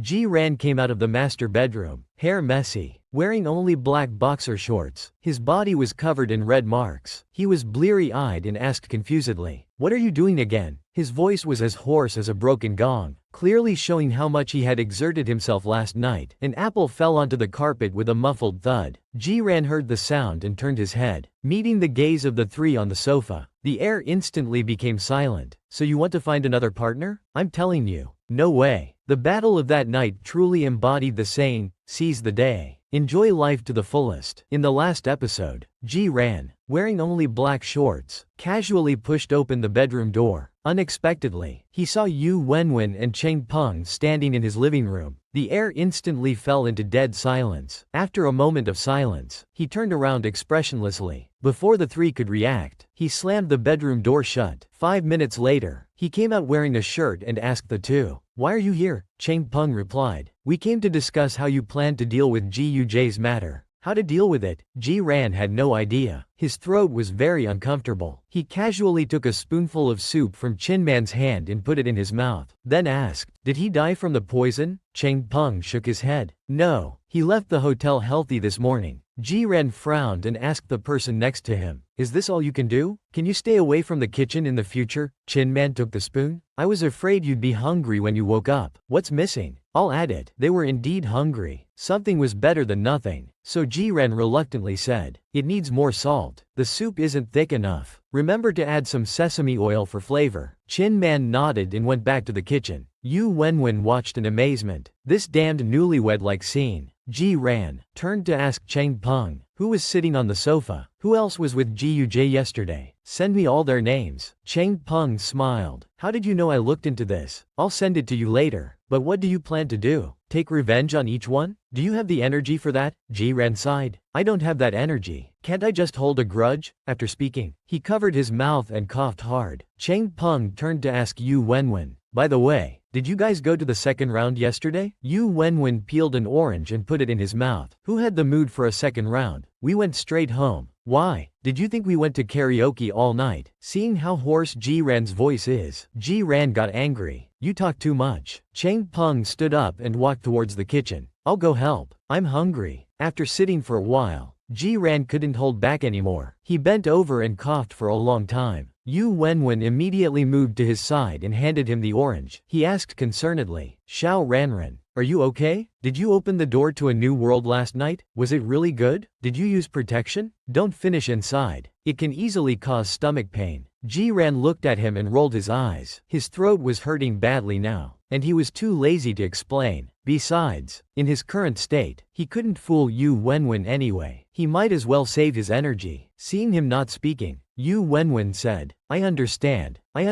everything. Life should be enjoyed to the fullest, but you still need to take care of your body. Look how hoarse your voice has become. Ji Ran exploded. Say one more word and I'll kick you out right now. He then weakly rubbed his forehead, thinking that yesterday he indeed almost opened the door to a new world. So you want to find the Shaw family? I'm telling you, no way. He pulled back his thoughts. He covered his throat, feeling it hurt even more. He thought to himself, men really never tell the truth in bed. Saying he'd take care of me, I'll never believe him again. Don't open the door for strangers. I'll be back early tonight. Be good. In the last episode, after a night of exertion, Ji Ran's voice was as hoarse as a broken gong. However, it wasn't entirely because of the bed. He had felt a sore throat coming on for the past 2 days. It just became more noticeable today. Last night's shouting in bed only worsened his condition. He snapped back to reality, seeing Chin Man walk out of the room. Back in his usual suit, he was visibly surprised. You're going out? Chin Man nodded. Meeting a friend. Don't worry. Guj won't dare bother me. Ji Ran said unnaturally. Who's worried about you? Chin Man tied his tie, walked to the sofa. I'll be back early. Don't open the door for strangers. Ji Ran was speechless. You think I'm a 3-year-old? Chin Man took out a thermometer from under his arm. 37.3 degrees. Still a low fever. Don't go out today. Take some medicine later. Ji Ran waved his hand, saying irritably, I know. Just go already. Chin Man ruffled his hair, chuckling. Wait for me to come back. After Chin Man left, Ji Ran had just lain down when his phone rang. He looked at it, an unfamiliar number. He answered, and a strange man's voice came from the other end. Is this Mr. Ji? Hello, I'm Shu Lin, your future work assistant at Yangshi. President Ji asked me to inform you that you'll start work next Wednesday. Are you free now? I prepared a lot of work-related materials. If it's convenient, let's meet somewhere. Half an hour later, Ji Ran arrived punctually at the agreed restaurant. He wore a baseball cap and mask. Standing out in the crowd, Ji Ran looked up and saw a man sitting in the corner of the restaurant, wearing a light gray suit. He looked to be around 30, neatly dressed, with proper features, and a scholarly appearance. Shu Lin stood up and waved at him. Are you Mr. Ji? I heard on the phone that your voice didn't sound well, so I ordered you some green tea. If you don't like it, you can order something else. Ji Ran sat down, enduring the discomfort in his throat. No need. Where are the materials? Shu Lin handed them over. They're all here. These are what I've compiled over the past few days. See if there's anything missing. Ji Ran took them but didn't open them, then asked, were you previously an employee at Yangshi? Shu Lin nodded. Yes, I was President Ji's assistant before. Ji Ran paused. President Ji? Ji Wei? Shu Lin smiled, showing no flaws. Yes, I left his department 3 months ago. Ji Ran found it amusing. You're quite honest. Did he send you to monitor me? Shu Lin was composed, not embarrassed at all. There's no point hiding these things. You'll find out once you join the company anyway. My work style didn't match with President Ji's, so I voluntarily requested a transfer to civil affairs through him. It's definitely not monitoring. Ji Ran, who was originally skeptical, found this interesting. He'd never heard of an ordinary employee requesting a transfer from the big boss because their work style didn't match with their superior. Ji Ran leaned back. I'm not asking for everyone's resume here. Shu Lin smiled. It's on the last page of the materials. Ji Ran opened it and looked. The resume was densely packed, clearly demonstrating his work ability. 7 years of employment, working under several bosses for 7 years. Even a dog would develop feelings after 7 years. He smiled mischievously, then closed the file. All right, I think our work styles should match well. You can stay. Shu Lin played along with his joke. Thank you,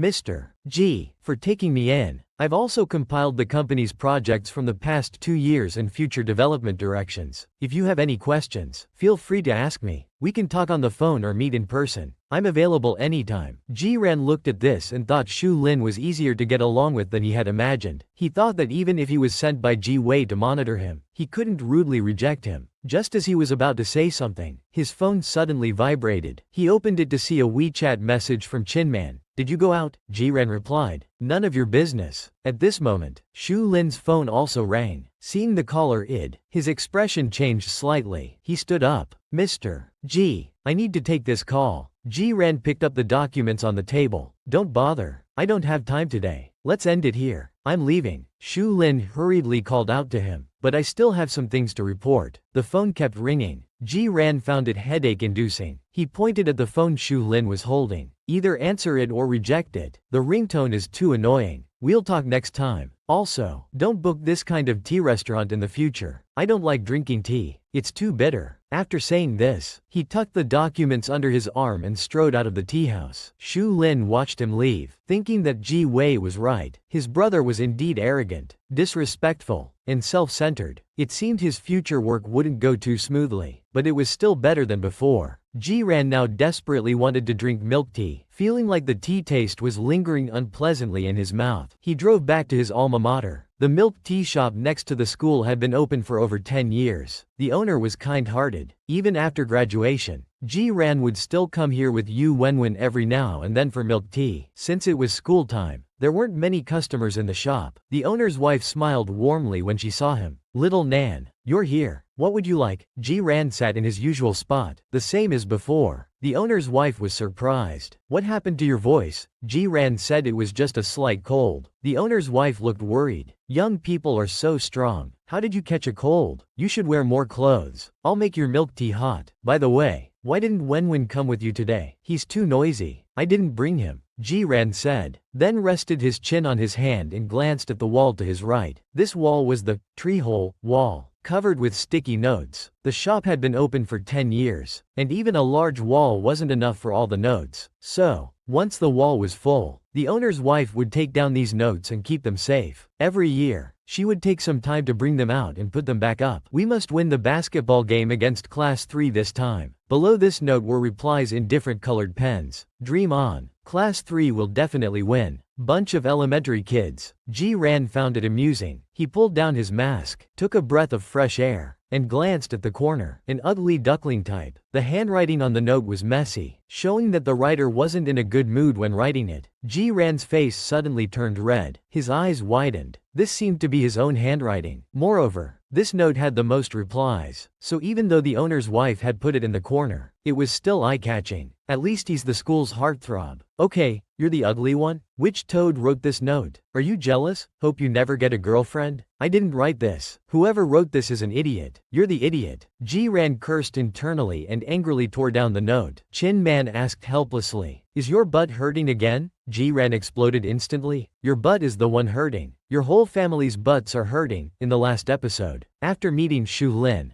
Ji-ran came to the milk tea shop next to his alma mater and saw the sticky note he had written years ago. He tore down the note. The owner's wife saw this while bringing the milk tea and hurriedly said, Little Ran, you can't take that down. Ji-ran had no intention of returning the note and only asked, which year is this note from? The owner's wife realized and smiled. You mean your note? It's from 2009, when you were in 9th grade. Ji-ran immediately denied. It's not mine. It's Yu Wenwen's. She had a crush on a teacher. I think this doesn't align with socialist core values. I'm taking it down in case any reporters come and take photos. The owner's wife gasped. Is that so? Ji-ran calmly said. Yes, it's really inappropriate. I'll take it back for her. The owner's wife hesitated, then agreed. All right then, but you should talk to her. 2009. How big would the age gap be between her and the teacher? The teacher is probably married with kids by now. Ji-ran stayed for a while longer, leaving the milk tea shop before it got busy. Just as he drove into the garage, he received a call from Yu Wenwen. No way. Did the owner's wife already tell her? Feeling guilty, Ji-ran's tone softened as he asked, what's up? On the other end, Yu Wenwen lowered her voice. Little Ranran, I saw Chin Lang. He's sitting with Ji Wei. Really? They're at Muse restaurant. If you don't believe me, you can come and see for yourself. Ji-ran paused, then said impatiently, "What's there to see? Can you stop bothering me with this nonsense in the future? He can meet whoever he wants. Why tell me? I'm not his father." Yu Wenwen thought about it and agreed. "Oh, you're right. I just reacted instinctively. Okay, I'll hang up then." Ji-ran frowned, and after a while asked, "Wait, what did they say? How would I know?" Ji-ran suddenly felt his throat hurt more, with a slight itch. No amount of coughing helped. After hanging up, Ji-ran walked a few steps, then suddenly remembered something. He took out the sticky note from his pocket. The owner's wife had kept it in good condition. After all these years, there was only one crease from being folded. He stared at the note for a while, then he suddenly clenched his fist, crumpling the note into a ball and threw it in the trash. When Chin Man came back, he saw Ji-ran playing a video game in front of the TV. He was wearing a mask and a thick jacket, looking lazy overall. Chin Man put the plastic bag on the table. Ji-ran didn't even glance at it, ignoring him completely. Just as he was about to fight the boss in the game, a large hand landed on his forehead. Chin Man said, "No fever." Ji-ran suddenly turned his head, moving away from his palm. "Get lost. Don't block my game." Chin Man looked at the screen. "I bought medicine. After this round, take some." Ji-ran's hands didn't stop moving. "You've poisoned it. I won't eat it." Chin Man found it amusing. "Doesn't being sick bother you?" Ji-ran ignored him, his hands moving skillfully. In less than 10 minutes, he defeated the boss. Chin Man sat on the sofa behind him, watching with interest. He loosened his tie and noticed the folder beside the sofa. He raised an eyebrow, picked it up, and flipped through a few pages. Half a minute later, he stared at the signature at the end of the document and asked, "Who did you meet today?" Ji-ran said, "Don't touch my stuff." Chin Man put down the document. "If I remember correctly, Shu Lin should be Ji Wei's assistant. He's Ji Wei's right-hand man. Why did you meet him? And he even brought you these materials." Ji-ran said irritably, "He's my man now." "What?" Chin Man thought he had misheard. "He's going to be my assistant from now on." Ji-ran dropped the controller, stood up and snatched the documents from Chin Man's hand. Chin Man frowned. "He's close to Ji Wei. I don't recommend keeping him by your side." "What about you?"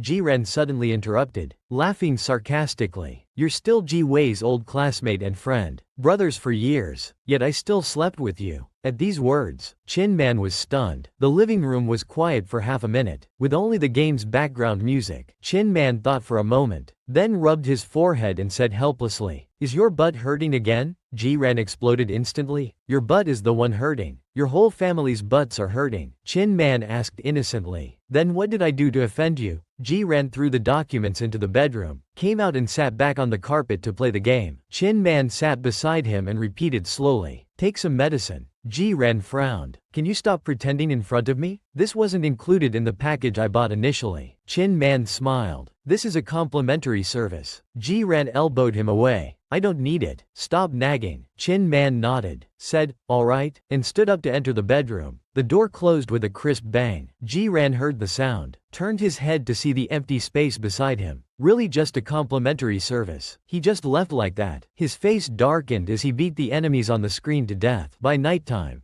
Ji-ran had showered early and gone to bed. Due to his throat inflammation, his body temperature had also risen a bit. After having several nightmares, he was finally woken up. He barely opened his eyes to see Chin Man's serious expression. "You've been talking in your sleep. Your fever isn't going down. I'm taking you to the hospital." Ji-ran's temper wasn't bad. He was just physically uncomfortable. "Usually, he's quite nice to me and his friends. Look at how protective Chin Man is. Such boyfriend material. Incredibly handsome." In the last episode, Ji-ran returned home and developed a high fever in the middle of the night. After several nightmares, he was finally woken up. He struggled to open his eyes and looked at the person in front of him, asking irritably, "What is it?" Chin Man's palm was on the side of his face, his expression serious. "You've been talking in your sleep. Your fever isn't going down. Let's go to the hospital." Ji-ran looked at the time, pulled the blanket over himself. "It's already 3 a.m. What hospital? I'm not going. I want to sleep. Don't bother me." Half a minute later, the blanket was pulled off. Chin Man had already changed clothes. He said, "Either you get up yourself, or I'll help you."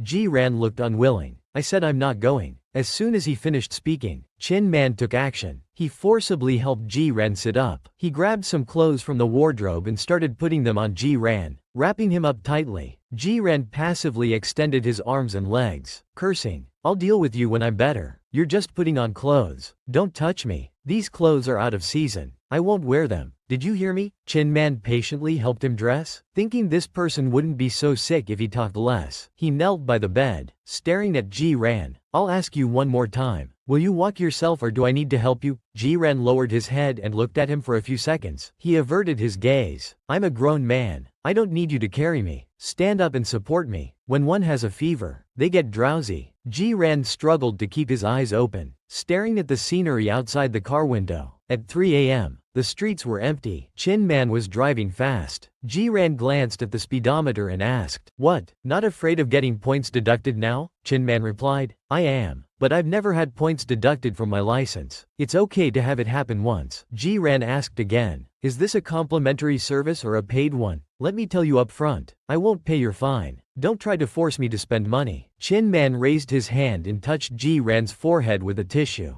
Ji-ran was startled. Then he heard Chin Man say, "I won't charge you. Don't worry." Ji-ran's fever was quite high, so the doctor immediately prescribed an IV drip. He lazily leaned back in the chair, watching the needle slowly pierce his skin. "This is caused by your throat inflammation. You should avoid fried foods and drink more water these days." The nurse carefully fixed the needle and then asked the person next to him, "Are you his friend?" Seeing Chin Man nod, she continued, "It's best to take these medicines after meals. Otherwise, you should buy him something to eat. There are 2 porridge shops nearby that are open 24 hours. Ji-ran mumbled, "I won't eat," before he could finish. Chin Man covered his mouth. "I'll take care of him. Thank you." After the nurse left, Chin Man sat next to him, holding all the medicine in his hand. Then he reached out to give it to him. "Take it." Ji-ran felt a bit uncomfortable. Chin Man wasn't forcing him to drink porridge. Given his previous personality, he should at least say a few insincere pleasantries. Ji-ran stared at the medicine in his hand, then said stiffly, "I want to drink porridge." Chin Man raised an eyebrow. "Didn't you say you wouldn't eat?" Ji-ran bristled. "I've changed my mind. Is that not allowed? Are you buying or not? If not, I'll order takeout myself." "Alright, wait for me a moment." As Chin Man just walked out of the injection room, he heard the nurse from earlier chatting with her colleague. "That feverish handsome guy you like has a bit of a temper." The nurse beside her was surprised. "Really? How bad?" "He's quite rude when talking to his friend. Seems hard to get along with. But then again, although his temper is a bit bad, he's good looking, and his veins are easy to find. If you really like him, you could try." Chin Man walked straight over to them. He looked at them seriously and said, "His temper isn't bad." The nurse turned around, her face reddening. "I didn't mean it like that. Sorry." Chin Man continued, "It's fine. He's just not feeling well. Usually, he's quite nice to me and his friends." "I see." The nurse quickly changed the subject. "Are you leaving? Going to buy him some porridge?" Chin Man's smile was flawless, his tone natural. "His girlfriend couldn't come, so I'm taking care of him." Hearing the word, girlfriend, the other nurse's expression changed. "I see. Well, you should go then. Soon." Chin Man returned with the porridge, using the excuse that Ji-ran's hand was inconvenient. He fed him spoonful by spoonful. After drinking the porridge, Ji-ran felt warm in his stomach and much more comfortable overall, so he ordered, "I think it's about done.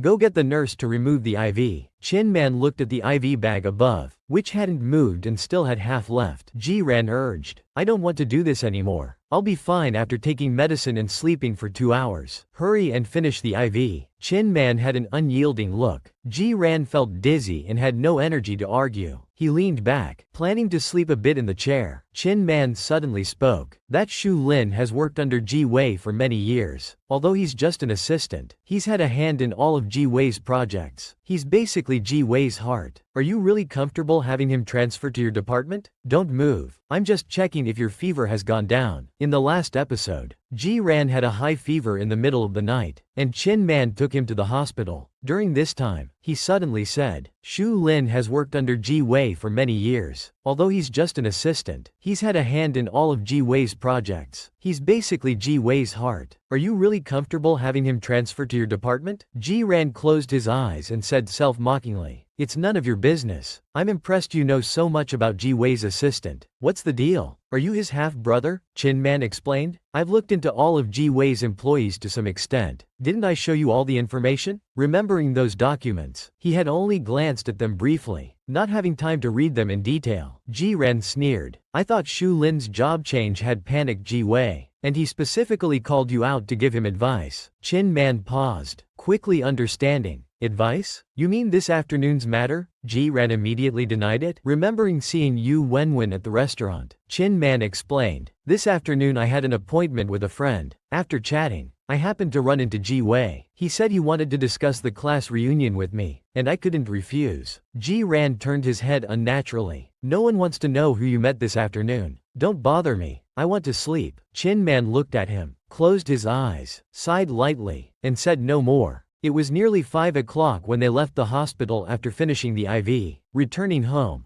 Ji-ran headed straight for the room. He just wanted to lie back in bed and have a good sleep. He didn't want to deal with anything else. Chin Man took the keys from the car and locked the doors. Just as he was about to follow Ji-ran inside, he caught sight of a very noticeable purple paper ball in the trash can. One corner of the paper ball seemed to have something black on it, looking like the character for love. The next day, Ji-ran was woken up by the phone ringing. He groggily picked up the phone and looked at it. The screen showed it was Shu Lin calling. He instantly woke up. After agreeing on a time and place to meet, he was about to get up from bed when the person behind him pulled him into an embrace. The other hand felt his forehead. Ji-ran retreated a bit, his strength returning. He slapped the hand away forcefully. What are you doing? Checking if your fever has gone down. Chin Man withdrew his hand. Watching Ji-ran jump out of bed nimbly, he crossed his arms under his face, lying down and asking, who was on the phone just now? After answering, Shu Lin, Ji-ran went straight into the bathroom. When he came out after washing up, he saw that Chin Man had already laid out clothes for him. A white t-shirt and jeans, finally giving him a bit of a youthful look. Chin Man asked if he wanted to have breakfast first. Ji-ran paused his movements. I'll eat when I get there. Chin Man nodded. Then I'll go wash up. If you're ready, you can wait for me in the car. Ji-ran looked confused. You're going too? I'm going to discuss work. What are you going for? Chin Man walked into the bathroom, leaving aside other conditions. We still have a work contract between us, so I think I have the right to be present for work-related matters. Ji-ran thought for a moment. Given Shu Lin's long-winded nature, he probably wouldn't listen even if Chin Man went. Bringing Chin Man along might serve as a useful memo. Thinking this, Ji-ran no longer objected. He changed his clothes and walked out of the room. Entering the garage, Ji-ran was about to get in the car when he suddenly remembered something. He turned around, walked a few steps to the trash can, and abruptly squatted down. There were only a few tissues and a drink can in the trash bin. Nothing else. That's not right. He clearly remembered throwing that note here. Ji-ran searched around the trash bin for quite a while, his brows furrowed into a knot. He squatted there, thinking hard for a moment, and was about to search again. Just then, he heard footsteps from outside. He startled and quickly stood up. Chin Man walked into the garage and saw Ji-ran standing near the corner. He asked, "What are you doing?" "Nothing." Ji-ran casually walked to the car. Chin Man looked around and asked again, "Are you looking for something?" Ji-ran panicked and made up an excuse. "No. I'm just checking if the housekeeper did a thorough cleaning job." At the restaurant, Shu Lin was surprised to see Chin Man, but she quickly adjusted her mood and cordially extended her hand to Chin Man. "Hello, Mr. Chin. I've heard a lot about you." Chin Man shook her hand. "Hello. I've heard about you too." It was a scene of grand mutual flattery. Ji-ran sat with his legs crossed, feeling extremely nauseated. He sent a WeChat message to the cleaning lady, asking if she had been to the house in the past 2 days. Meanwhile, Shu Lin said, "I thought I'd only have the chance to meet you after joining the company. Actually, I have many work-related things I'd like to discuss with you. Now I finally have the opportunity." Chin Man smiled. "How could that be? I'm living at Ji-ran's place now. If you have any questions, just ask him to relay them to me." Ji-ran didn't even look up. "Can't you two just exchange contact information directly? Can you afford to pay me to relay messages?" Shu Lin was stunned. She felt the previous conversation contained a lot of information. She remembered that half a month ago, Ji Wei had asked her to investigate these two people's past, but her investigation turned up nothing. Clean as a whistle. Apart from attending the same school, there were no other connections. Chin Man didn't mind Ji-ran's sarcasm at all. He took out his phone. "Well then, let's exchange contact information." Shu Lin snapped back to reality and hurriedly took out her phone. Alright, Ji-ran felt he had truly been foresighted. The materials Shu Lin prepared today were twice as much as yesterday. Chin Man occasionally browsed the documents and sometimes looked up to ask questions. The two of them talked until noon. Ji-ran was getting impatient and was about to interrupt them when his phone suddenly vibrated. He opened it to see a message from an unknown number. "Ji-ran, You're deliberately messing with me. Ji-ren frowned and replied, "Who are you?" A few seconds later, the other side immediately replied, "Wrong number." Just as Chin Man was about to ask if the person next to him was hungry, he saw Ji-ren stand up in pain.